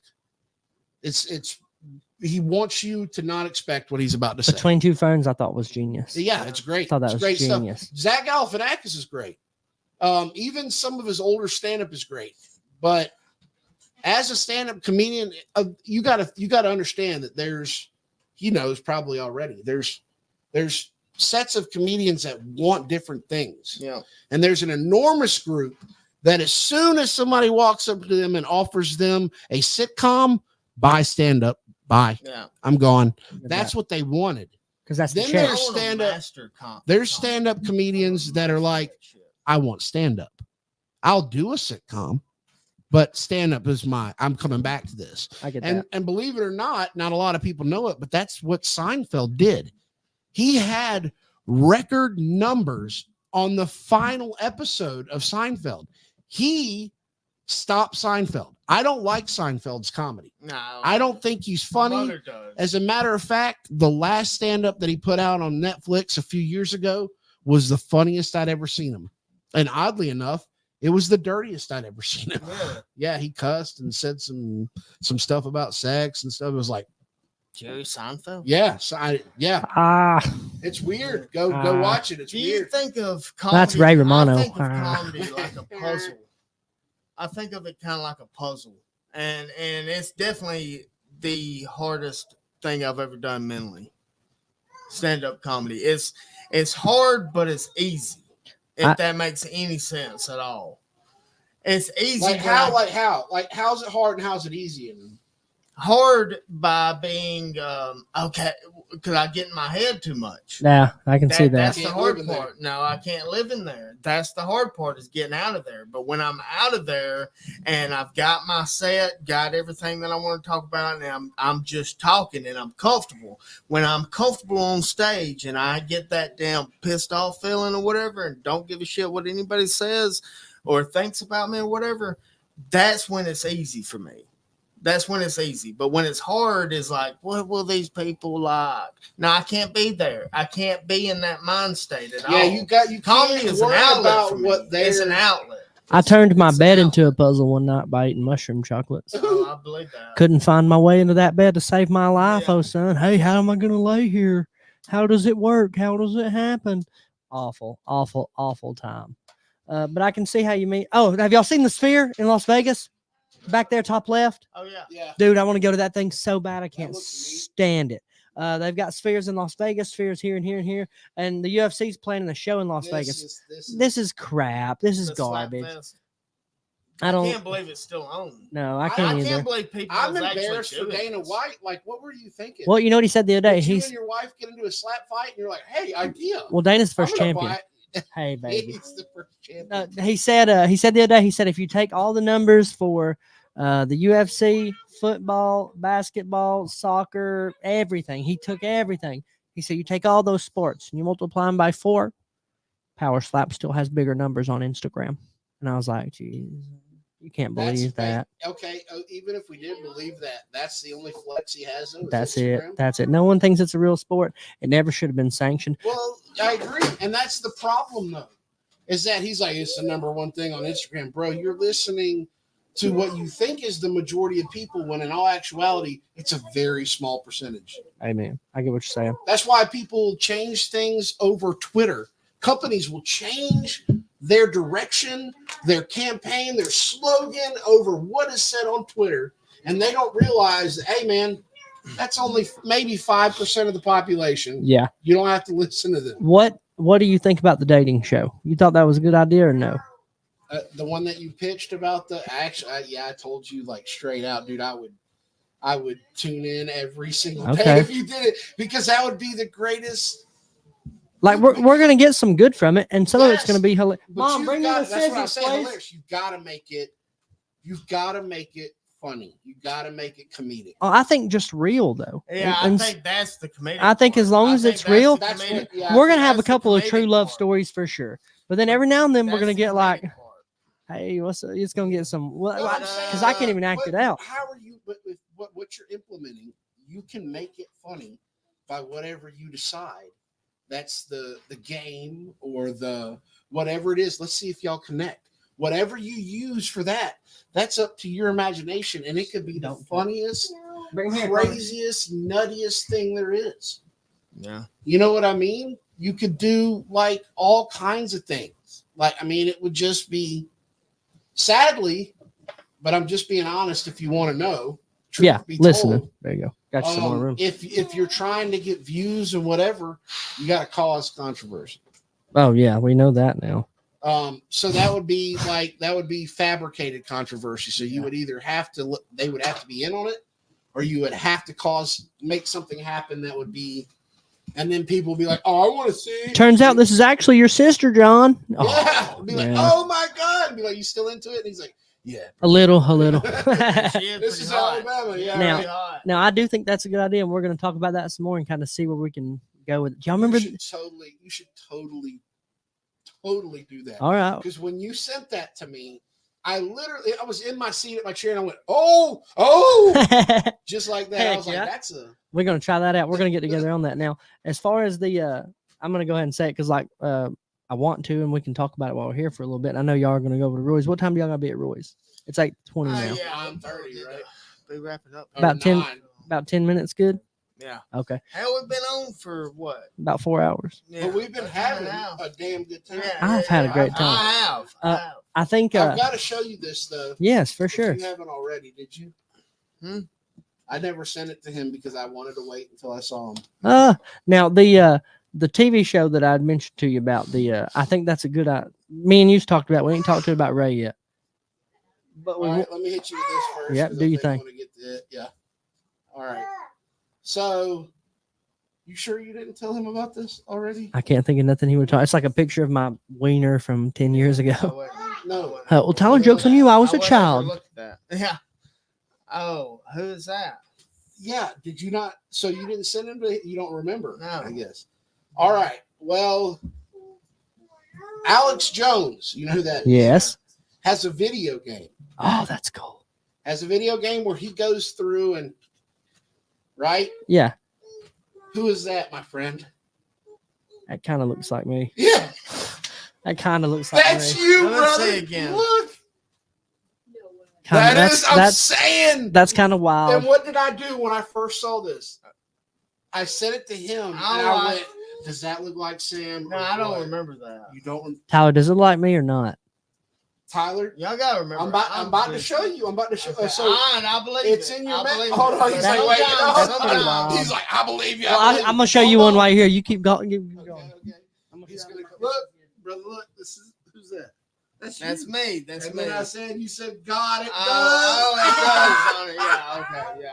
Now this is not a great one, but they think I look like this guy too. My coworkers do. You do. You Arn- you favor him. Arn Anderson. Now, if No, that I can Arn be flattered. Anderson, that profile Yeah, in picture. real that life. Was, Yeah. That was you. In People real think- life, you got some Arn Anderson going on. I dude. think we think he might be my dad. My dad was a pro wrestler for a while, and we think he probably got hold of mom somehow, some way. And because everybody says it now, but that's insane. I didn't see that coming. Dude, I thought it was great though. Like, take the whole Alex Jones thing out. Oh, Even though yeah.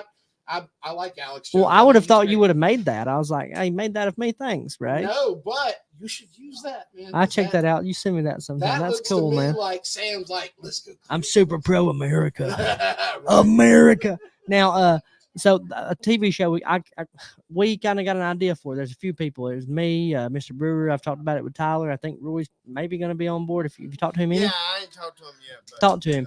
What do you need? We want to do I can do top to bottom. we want to do politicians in a small town, and almost as real as possible. But have you ever watched the debate? Not is it the debate with Yeah. Will with Zach Ferrell? Galifianakis Yeah. and The campaign. Will Ferrell, yeah. the campaign? Almost like that. Yeah. Not quite as bad, but Well, close. that wasn't small Are they town. based on If real you want to life do politicians small around town, here? it's Puxawanna. You want to do Parks and Recreation. That's what literally was. Yeah, we like The Office. We want to do it, but here, Parks and But Recreation. and- yeah, based same on thing. real life yes, politicians Yes. here, yes, but not their name. no. Like, well, for example, Can't. That's no, can't. but say we have a local politician that likes to drink and drive. We Oh, need you can even dress. we need to go exactly through like the that. person. We need to go through that, Make and somebody that looks exactly like Or them, and somebody Yeah. who just down can't call them fights exactly. people in their yard. yeah, an officer that might have had like a falling out with a buddy, Oh, and I he thought had to you were fight. talking crap about me. I was like, dude. No, they had to fight. Say maybe they had like a how far can Extramarital. yeah, affair. yeah, an out of marriage kind of affair. An officer did, and then they got in a fight with someone instead of arresting them or something in the yard. We can work through that. We can work through a lot. There's plenty of stories that we can work through, and it just be us just clowning, having a good time. Hey, here's a real pitch though. You wanted to be a cop, you were a cop. No, I never wanted to be a cop. No, he did. It's Don't gotten you him. I lie. never Don't went- you dare lie. The only time that so I You worked. literally said it earlier. That's a joke. It's a Oh, joke. it's a joke. So for a second, I worked at the jail for like a year, 6, 7, 8 months to a year. And like when I was there, I was in really good shape because I was fighting all the time. I was that guy, different person. I was super up on my weight, everything. Oh, different guy, man. I was super ready doing all this stuff. I was running, and like the natural next step from jailer was, okay, I'll go try to be a cop. So I went and ran for Rainsville, and I was like, I did my push-ups, did my sit-ups, and like this, I thought for sure that we were trying out for the position. I thought for sure that's what this was tryouts, man. Interview went good. I got invited back to do the run, the push-up, sit-ups. That's what I did. That's what we did, the PT test. So I get the PT test, and it gets the run, and the run was all I was worried about. But dude, I was running Carlisle. I was running Mile and a half. Yeah, dude, I was running Burnt Church. Yeah. I was running a lot. And so I said, once the mile started, I said, I'm going to start ahead of everybody. 0 doubt. And I said, if they catch up, I'll speed up. I said, but I'm starting ahead, and I know I'll get my time. So I started ahead. There was a big guy, a girl that was a little bigger, and a few other people. Lapped them. I said, ain't got nothing. Wow. It gets to like the 6th lap, and I'm like, what up, dog? I need that job, Mr. Sir. I'm like begging for a job. Was I not? My kids were there, like in the background, hanging out. Half mile lap. Yeah, 1.5 miles, man. I was done. You know what I mean? I probably lapped them by a half a mile. Yeah. I lapped them up. It wasn't close. Some of them didn't finish. And like, I was just like, dude, I got the job. I need that job, dog. I was so excited. I had beat everybody. I got the job. Don't tell me they said your time was. They gave it to someone else that didn't finish. They sent him to the academy. Nice guy. They sent him to the academy, and he couldn't graduate the academy because he couldn't run. Still not a cop today. They even let him go be a cop. Why was he family? He had a buddy in. He had a buddy on the inside, man. That's how it is. They let him. That's how it is. They let him. I know. They let him be a cop while he was in the academy. Come to find out he couldn't run. And I like this guy. Me and this guy get along great. We're cool. I can't hate on him for having a buddy inside. But it's not that's the problem. That's the only time I tried that. And they say that's like, well, he just wanted to be a cop. And that's why he's mad. No, y'all silly people. The problem is because I did not have a friend with a name or a friend on the inside that I didn't get the job. Dude, that's the So same. that's so far removed with, from what I even gripe about anyway. That's the same with many things. But quick story, I did the same thing as soon as I got out of the Navy. Cool. I moved back in with my fiance in Montevallo, and I was like, I'm going to become a Montevallo cop. I'm ready. And I rode along with a guy for 4 weeks. No. And they were talking about how, like, in the last week of the month, even if they're 4 over the speed limit, pull them over. Give him that ticket, And I was son. like, okay. And this is all like, I'm being taught literally in 4 weeks. Being taught to be an asshole. Well, I'm saying first off, when I told my dad, who's a firefighter, I was like, I'm going to be a Montevallo cop. And he was like, oh, cool. He was like, you going to the academy? And I was like, no, they do. You ride along with them for a month and then they give you a car. And he was like, academy though. No, you don't. And now you do, but then you didn't in Montevallo. Listen. And I went, Tyler. no. It's not. I give him grief. I told my dad, I was like, no. They were like, it's OJT. Like, run with me for however long. And it was supposed to be 4 weeks. We show you. And then you do okay. They literally give you a car to drive. That's the thing I was excited about the most. That's how messed up the shit was. I didn't have a vehicle. I was living with my. I need a vehicle. I need a car. I'm gonna be a cop, so can I got it. Can I bring it home? Can I go to Big Burger King in it? That's my. Yeah. Can I go grocery shopping? But so 4 weeks in, they were like, we got to stop all this, and it's like we can contact you back. And they were like, but something's going on with the department. And I was like, okay, well, what does that mean? And literally I'm wearing my own khakis and my own dress shoes. Yeah. This is what they told me to wear. And then they gave me this polo button down that had Montevallo Police It was Department. looked like it's a big, dumb, stupid child. Yeah, I didn't understand. Like, I'm in the passenger seat of the car And then whenever Jerry was like, "Get out," and I was like, "Why? I look like a probation officer. Like, why am I walking up with you?" They Like, did the same thing "He's to the us at the cop. jail. I'm here for I'm your lawyer." They by did the way. they did the same thing to us at the jail. They had the cops dressed nice, and then we was wearing like green khakis and crap black shoes and like a black button up polo. Dude, it was awful. Keep going. I'm sorry. No, it's all good. When you see, so I was like, they literally we went back to the station. This is the I main live event right also. outside, by the way, of Montevallo Police Department. Now I live right outside of it. And so we go back to the station. They were like, "Go home. We'll call you tomorrow." Yeah, you big dumb idiot wearing that stupid They didn't call me the next day. They didn't call me the next day, and I was like, "I think I'm fired." That's what I'm telling her. I was like, "I think I'm done." I was like, "I don't know what I did." Hey, call no show. And then Brienne, my fiance at the time, was like, "What did you do? Be honest." And I'm like, "I swear to God, I didn't know that." And they're like, "Did they make you piss in a cup?" And I was like, "No, they didn't. Like, I did like a couple weeks ago, but no, like no." So, but this is what happened, and it's funny. You can look it up. It turned out the entire department got put under investigation, Oh no! and they let everyone from the police department go except for 2 dispatchers. Good God! The entire Montevallo Police Department was restaffed Wow. because The sheriff? No. the cops were corrupt, like to the point that they were claiming that people were drug dealers to take their vehicles.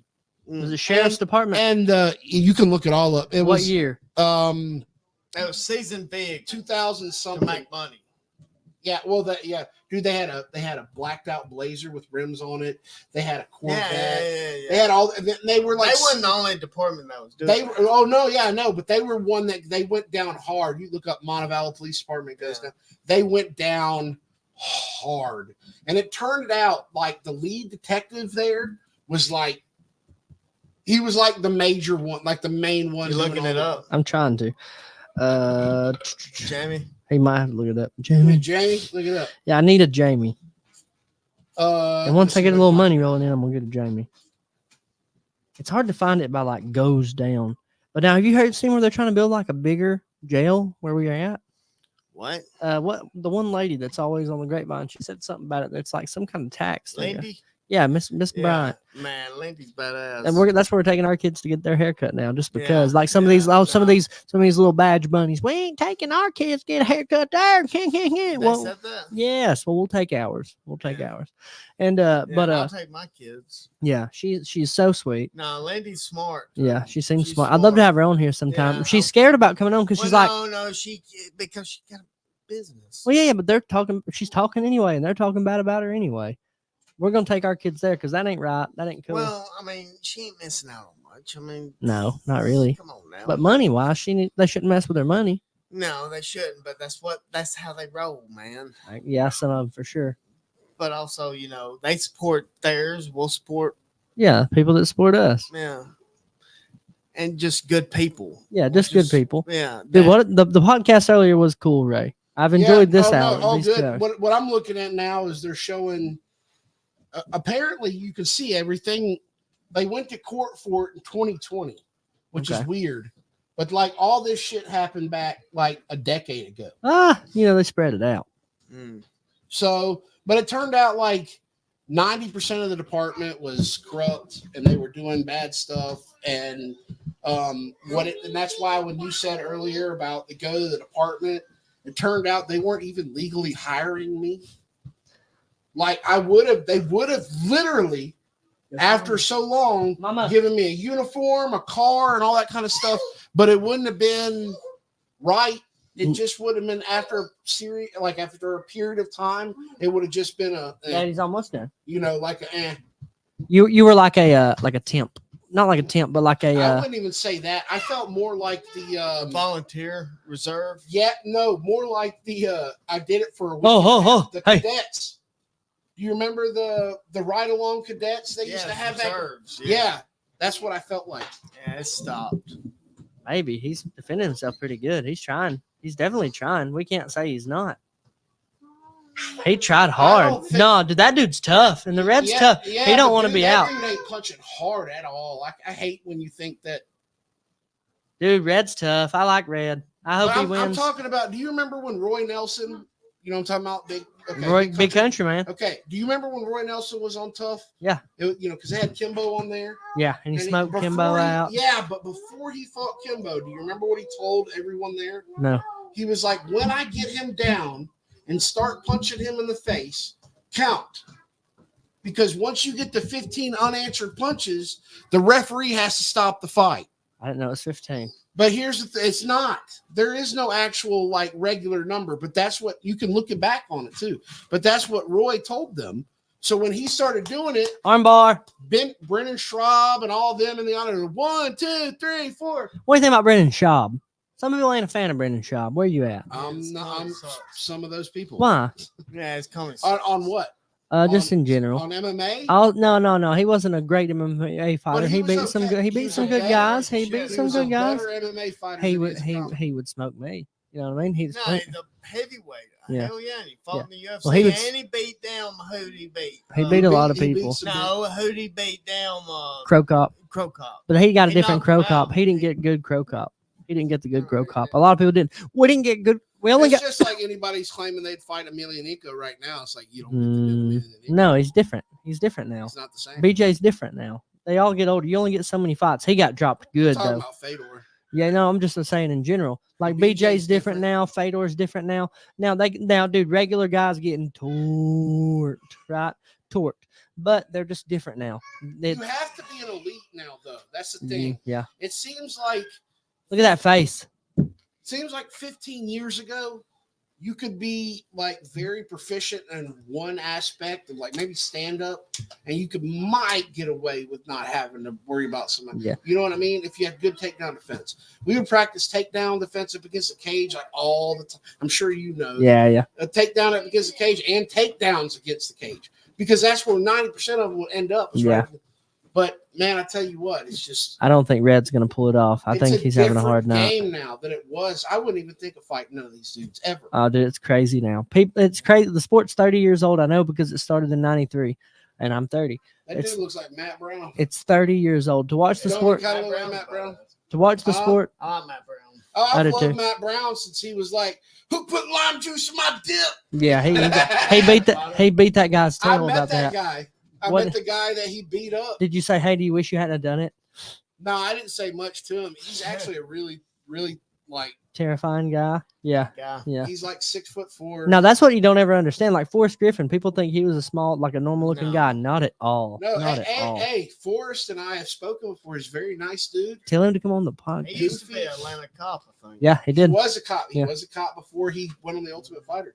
But dude, he is a full. You know that he had him and before he died. Bonner. Yeah. Yeah, they had payouts from the UFC every month for $2,500. Oh, that's so cool. That's cool. That's cool. They made the sport. They deserve more. They deserve more. They deserve more. They deserve more. But- But They did like their finale of the Ultimate Fighter is what made it made it blow up. Yeah, They now granted you it's know. great to talk to people who know that. Oh, dude, I tell love other people this, and fights, they're man. like, really? No, I love watching fight. We're gonna do more fight stuff together too. And then even if you can't come up, we'll get you on the phone sometimes. Yeah.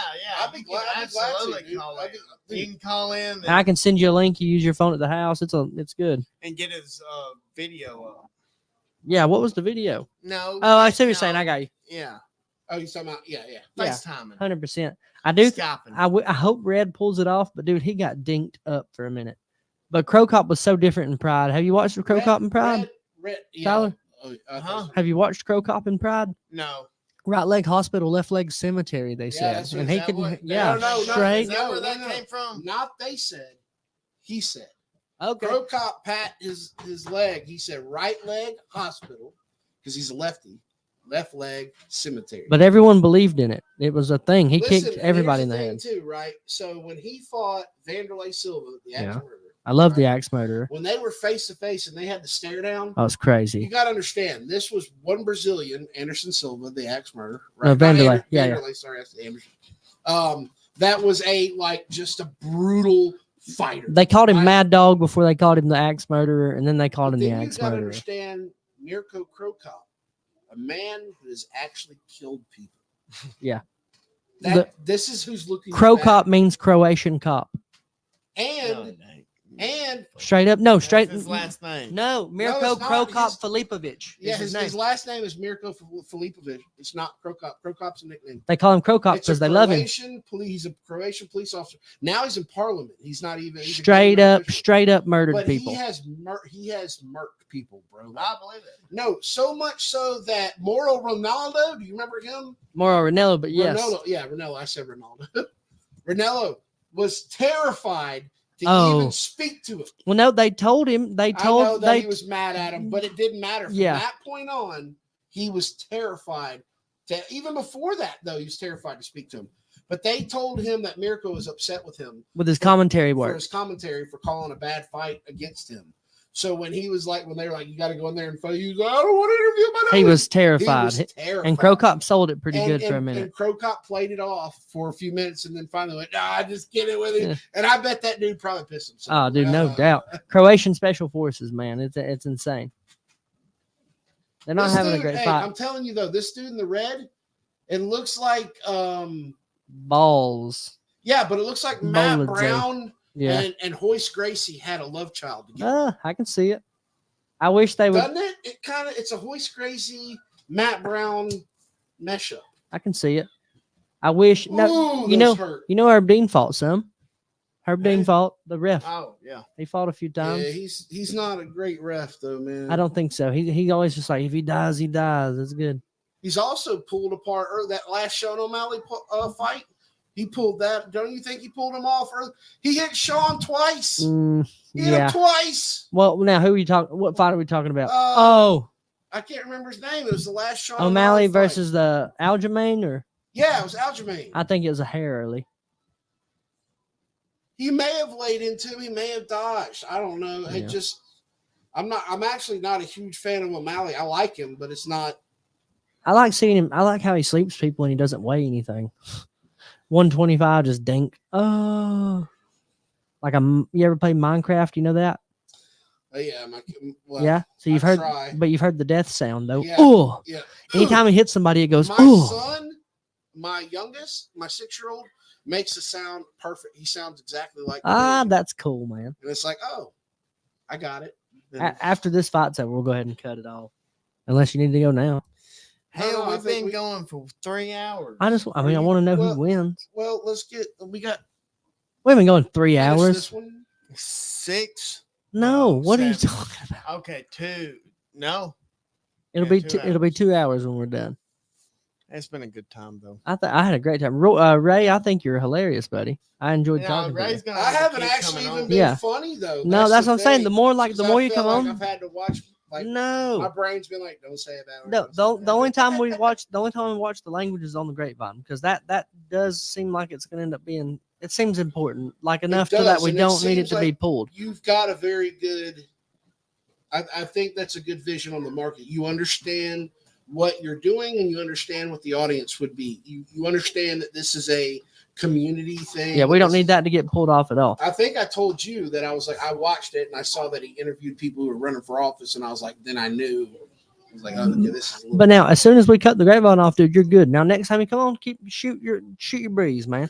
Always do your thing. I think that when I'm allowed to just go into this, I told him When about we me do getting another fight stabbed, and companion, he. you gotta. We'll do I a fight told- companion without the grapevine told and just him- let him roll. I told him about being stabbed, and him. Oh, tell us that. Josh- He told me that story. No, Tell it's- us. Roy, It's horrible and hilarious at the They- same time. I don't know. I died last they- Tell me the they story. were dying. Like they I had was tears. dying. He mentioned that. I want to hear that story if you're comfortable. with It's telling. not even funny. No, we want to hear it. Let's hear I it. guess it is the way I told it. I don't know. The funny part though is No, just I'll just get- why'd you get stabbed? Tell me the story. Go the whole thing. I It's was at a good. bar after work and I didn't have a vehicle and I lived up the road, so I had to walk home. But I was drinking and the bartender there, I knew her. I knew her fiance, and there were two guys that sounded like they were from up north. The way they was talking like this here, Oh no. and they kept messing with her, like pinching at her and grabbing her, and she was like.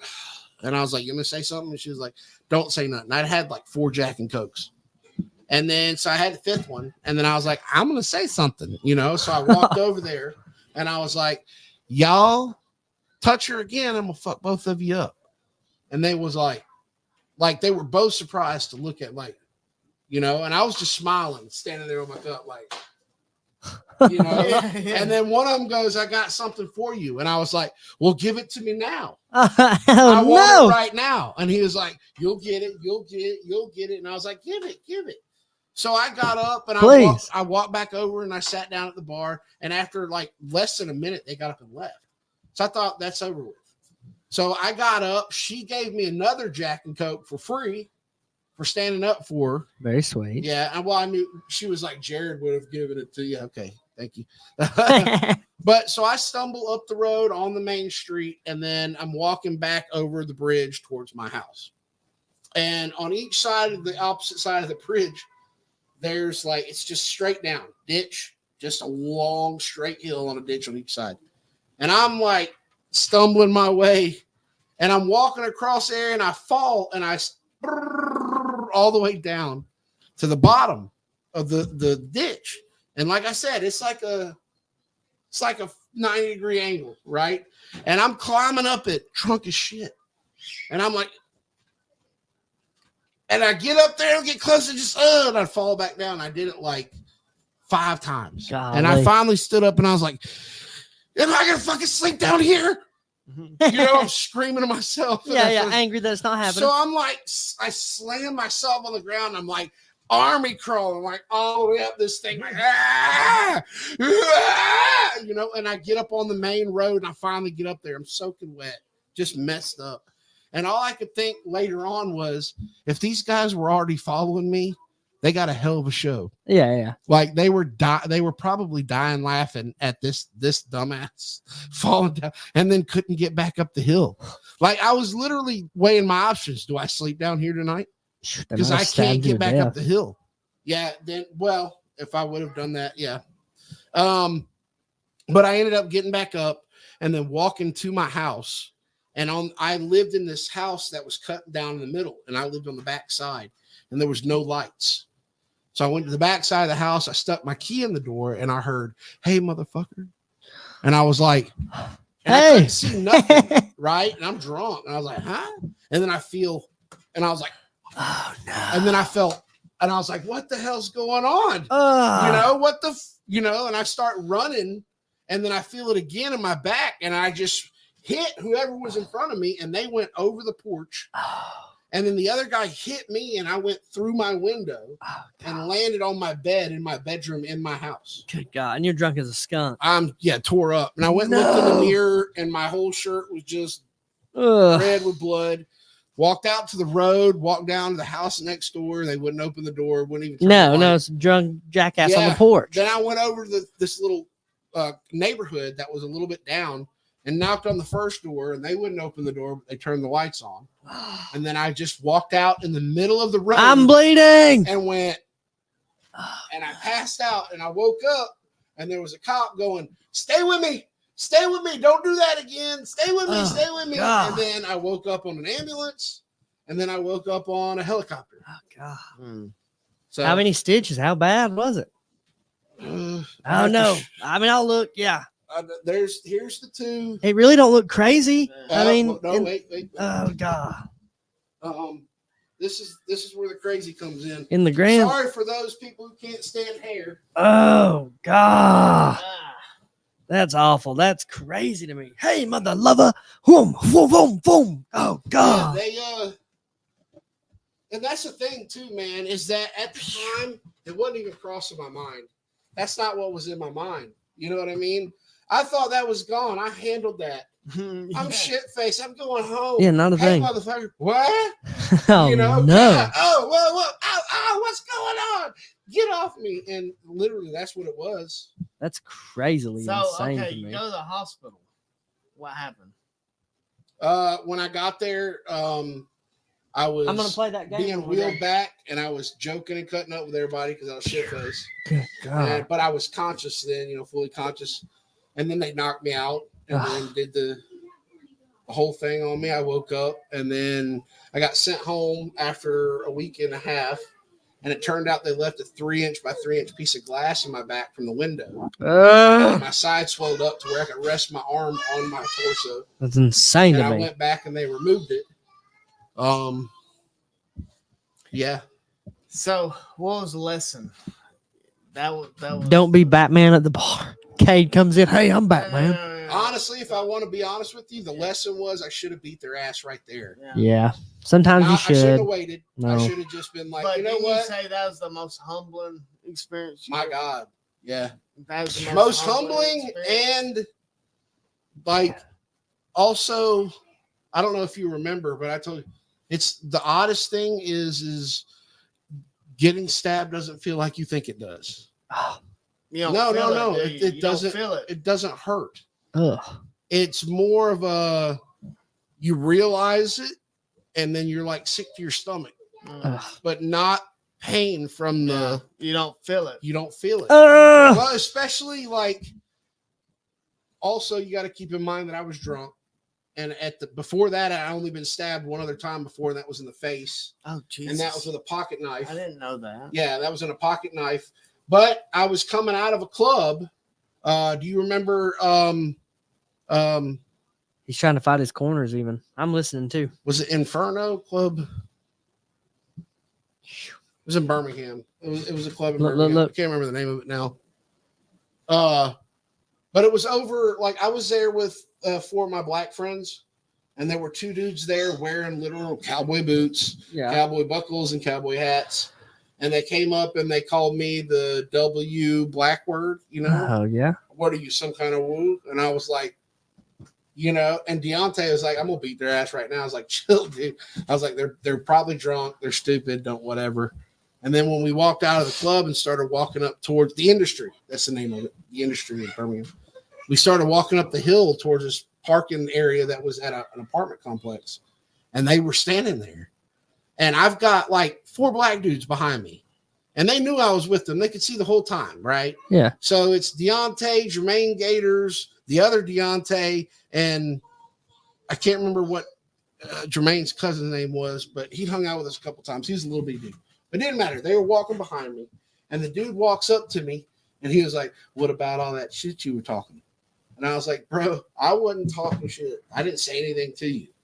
You know what I mean?" I was like, "You were being racist. And Not cool. Yeah." And I was like, and, you know, I told you to fuck off. That was it. And he had his hand in his pocket like this. And the tall dude was standing behind him. And he goes, and like from his pocket, he had the knife open. White dude? Yeah. About that long. It was a little pocket knife. And he goes, "Foot," like that. And I remember it hit me, and I thought he punched me. And I was like, and I remember going, "What the hell?" And then I remember going, and I could feel the weight. He left it there. Ah! And I could feel it. And I went like that, and blood's dumping down. Deontay, or Jermaine Gators, goes, "Holy shit, you bleeding all over your face is just..." You bleeding, And I dog? looked back at the guy who stuck me, and he's just going, and I went like that, and I stuck it in his gut, and Deontay goes, "Run!" And I was like, and we ran. Face So, bleed. That's insane. dude, That's look, crazy. This right here, I didn't Crazy feel it, race didn't cam. hurt. Now didn't- I've never been stabbed, but I do have a pretty insane story. I can't see it, right? Tyler, lick it. No. Tyler, lick that. You You should should be be able able to to see see the the scar. beard. There it is. There it is. You should be able to see it. Kinda, but you got a beard. I got a bird. So I got in a fight with this guy one time, and we were buddies. We were fighting on and off in high school, but he was dating a girl, and my other buddy also dated that girl. So I was in the middle of it because I'm friends with all of them, man. This is a true story. So I go to his house. I get in a fight with him. He bust me up pretty good. He broke my nose. I bled everywhere. I ended up getting a rear naked choke, and I choked him out in his yard. Choked him to sleep. His brother's like crying, "He killed my brother." I'm like, "He's not dead. He's just asleep." Yeah. And he's carrying around like a sock full of like a Nickels or pennies. or yeah something? metal, and so he's mad. But I choke him to sleep, and we're good enough buddies that I calm down. I turn him over because I don't want nothing bad to happen. I'm trying to get him cool, and woke up. And he wakes up and he goes, "What happened?" I said, "Well, we fought." He says, "Did I win?" I said, "Well, I look worse. You went to sleep. So I won." But, he goes, "Everybody's okay?" I said, "Everybody's good, man. We're good." He goes, "All right, man. Love you, buddy. Sorry." I said, "Cool. No big deal." So the next day I get a phone call. Hey man, you like to do that UFC stuff? And I said, yes, sir, I do. And I knew it was somebody asking for a fight. And I said, yes, sir, I do. He said, well, come over here and you teach me some. I said, I'll see you in just a minute. Well, I get there and I'm 15, maybe 16 at the time because my granddad let me drive at 15. And I get out of the car and I realize this is a 30-year-old man. He wasn't big or nothing, but I could tell he was 30. And I was just like, nope, not fighting a 30-year-old guy. I'm a kid. I'm scared of you. You might whoop me with a belt or something, you know? So I hop back in my car and I drive off to the gas station. I'm scared, you know? I go to the gas station, put gas in my car. He hops out and he punches my car. Wham, well, it's my grandpa's car, you know? So I said, I got out and I hit him like 4 or 5 times and I realized he was a soft, weak little person. And I said, and that's when I was like, oh yeah, dude, I got you. And he goes, meet me in Dutton and we'll finish this. Do you know a guy named Eric Thornhill? You know a Josh Brooks? No. Okay, there's yeah, he says, meet me in Dutton, we'll finish this. I said, all right, okay. Whole way there, I'm making a fool of myself. You know, we're super cringy when we're 15. We don't know what the hell's going on. I thought I was Kurt Cobain in his prime or something, you know, just acting like that. We get over there and I hop out of the car and I start dancing and stuff even. It's that bad. And I took my keys out of the ignition. I remember taking my keys out of the ignition because I knew I was going to beat this guy's ass. I knew it was not going to be close. And I throw my buddy the keys. And as I throw the keys, I hear, and I went, oh, yeah. And I went, oh, whoa. And they, one guy's got Eric's got a revolver in his hand, but that's not what I'm worried about. I see this other guy, ski mask on, and he's got a sawed-off shotgun pointed at me, and I went, oof. So they come up to me and they shoot at my feet. It's terrifying. Shot at the tires. I hop in my car and I go to crank it. Where's the keys? Oh, you threw it, Threw them to my buddy. Nothing going. The window's down. They start beating my whole tail through the window. They're beating me with the gun, hit me with the revolver and stuff. Coolest move I ever seen in my life, though. I saw a tag team move in real life. Eric, the smaller guy, propped on to his taller buddy, and he jumped, and his taller buddy helped him jump, and he kicked. Yeah, cool, so cool. You know, like a tag team move, and he kicks the mirror off my truck. I was scared to death. But I also remember going, that looked pretty cool, man. It's all right. So they dragged me out of the car, and my buddy, he goes, Sam, what do you want me to do? What do you want me to do? I said, there ain't nothing you can do, buddy. And they beat the piss out of me. Blacked both my eyes, tore my nose up, threw me against, just beat the piss out of me. It wasn't close. It was not a close fight. There was nothing at all that I could do. They're crying. Well, we had called our black buddy. Right up, Chris Moss, and we were convinced at the time, that time in our life, that he was a gangster dude, man. We thought he rode heavy. We thought he came strapped, so we called him. We said, "Hey, look, just in case they get weird, you come over here and meet us, and we're gonna get them done, right?" Well, Chris shows up about the same time. As Chris shows up, they meet him at his car, and his granddad takes his revolver, and they're like Klan people, we think. He sticks the revolver up against his head and he says, if you move, I'll blow your N-word head off. He said it to him. So Chris like, I'm just here to watch, man. I ain't got nothing. They said they was gonna watch a fight, bro. I bought a ticket. Here's my stuff. Yeah, like what? So they kicked the crap out of me. Finally, they get me back in my car. They let us leave. I thought for sure I was going to die. I thought I was going to die in like that crap hole place, man. No offense to that place. Just we were at like an old closed down movie rental place. And I was like, this is my death. You know, this is awful. So kick the crap out of me. I'm butthurt. I'm angry. We start going home and I end up behind his grandpa's car, right? And once I realize it's his grandpa's car, my buddies realize it's his grandpa's car. So he ran his car off the road and we beat him. Like bad. Like, no, we didn't touch him. He's a grandpa. You know? I was like, oh my god. No, we didn't touch him. He had a revolver on our buddy. What was we gonna? He just shot us as we got to the car. So, dude. So my buddy's like, we should beat him up, and I'm like, no, he literally has a gun, and you were crying a while ago because they did. So we get to the house. I walk into my house. I got 2 black eyes, busted nose. I look crazy, man. Ain't no way. I've been like this once in my life and never this bad. And I laid down and I passed out. I slept. They were worried I was like dying. And I was like, don't tell my grandma. I don't want them to worry. And then they ain't going to let me go have fun no more. I want to do hood rat stuff with you guys. So I lay down, I fall asleep. I sleep for like 2 days. You know what I mean? I'm in and out, coming back and forth. And they're like, what if they come here? What if they know where we live? I'm like, they totally don't. Shut up. You know, they got the jump on us. So I go to my granddad's house, Steve Brown, W.C. Brown, Eula Brown, Steve's their son. And I knew he had guns. I knew he carried because he'd tell us, I don't fight. I just shoot you, stab you. I ain't doing it. So I went there and I wanted the gun. I was going to get mine back because I was mad, you know. And I went in and my papa seen me and bless her. You know, you've met Papa, right? Just a sweet soul of a lady. And she goes, what happened to you? And I told her, and I shouldn't have told her. Never should have told her. And my granddaddy made sure I knew that. He said, yeah, I'll get you a gun. Meet me outside. And I said, all right. So I go outside with him and he tells me, he says, look, man, don't you ever talk about stuff like that in front of her again. He said, you do whatever you want, but don't tell her. Her heart don't need that. He said, and also, I ain't giving you no gun to go get yourself in trouble. I said, well, all right. And, you know, I was butthurt. I said, but I understand. And I never told her about stuff like that no more. Well, about a year goes by. I'm dating this girl and ends up that he's dating one of her friends. And I told her the story because I was real mad about the butt whooping I took that I couldn't do nothing about. Well, I told her the story. And it got back to him, right? Because he was dating the friend. And he calls me up one day. He says, hey, man, you've been telling people I beat you with guns and jumped you with my friend? I said, yes.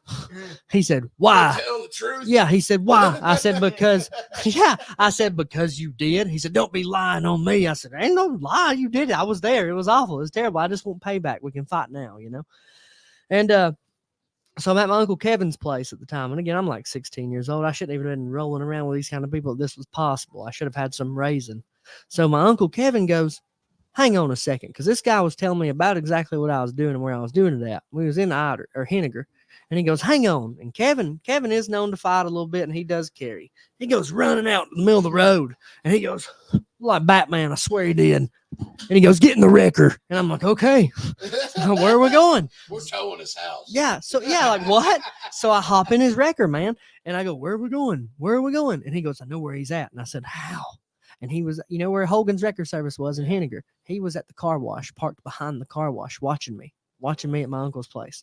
And he blocked him in with the wrecker. And he said, Sam, sit in the car. I said, okay, I don't even know who you're talking to out here. I was like, what's going on? So he hops out, and now I can see it's that guy, man. And he goes up to him and he says, did you beat my nephew with them guns? He goes, no, swear I didn't. He goes, yes, you did. Why would he lie about it? What good does that do me? You know, I just took a butt whooping. So then, finally, my uncle says, I ought to, you know, shoot you myself. He said, but I'm gonna let my nephew whoop on you. And I was like, it's my time to shine, man. So I hop out of the car. Yeah, I felt great. And it does get corny though. I said, hey man. He goes, I didn't do that. And I said, sure, you sure did. You really did do it. And he goes, well, I can't fight you right now. The cops will come. I said, they're just gonna watch me whoop your ass, buddy. They're his friends, man. And then I hit his car. Bam. Popped it really good. And he goes, don't you hit my truck again. And I went, I fucking cracked it a lot of times, you know, because I was butthurt and mad. And he goes, he steps out of the car, and again, he's 30, maybe 25, but he says, if you're going to step to a man, you better step correct. Right? Now, this is where your skin's going to crawl with the cringe, because I looked back at my uncle, and I felt cool when I said it. I'm going to show him how to step, man. And I started beating the crap out of him. I beat his head into the car. I threw his head against the tire. I just beat his whole tail, man. And then finally he said, I quit. I'm done. I said, okay. That's really about all it took, man. We're good. See ya. But the good part of it was I had a date that night. And I said, hey, man, you ripped my shirt off of me when we was getting it done. I said, I need a shirt. And he gave me a shirt, man. And we're cool now as far as I know. I ain't never seen him again. But that's how it should be, man. Ass whooping. Yeah, people shouldn't be stabbing people. People shouldn't be pulling no guns. They could have fought you. They could have 2-on-1'd you and been safer than the knife. No, it's crazy. Yeah, this whole thing is crazy. People scared to just fight a person is insane to me. It really is. I think we talked about this last time. Before you close out, no, you're good. To say that I think that everyone in the world needs to be punched in the face at least one time. But it's for two reasons. It's for one, for you to know exactly how bad it hurts. Yeah. But also to know that it doesn't hurt as bad as you think it does. Never as bad as you think it is. It's never as bad as you think it is. So, I mean, that's the biggest thing. Now, There's people like Garrett, like the one I told you when I hit him and he started crying. It was clear that this was going to be his last MMA fight. Yeah. And it's just not for him. And there was a guy up in Illinois that he was with the Hive for about maybe 2 weeks. And he went on his first fight. And that was how fast TJ was moving. And he convinced him because he was good. But he was really good stand-up striker, had really good boxing movement, and he had below the waist he had really good kicks. You know what I'm saying? But midway through the first round of his fight, he turned around. They're fighting.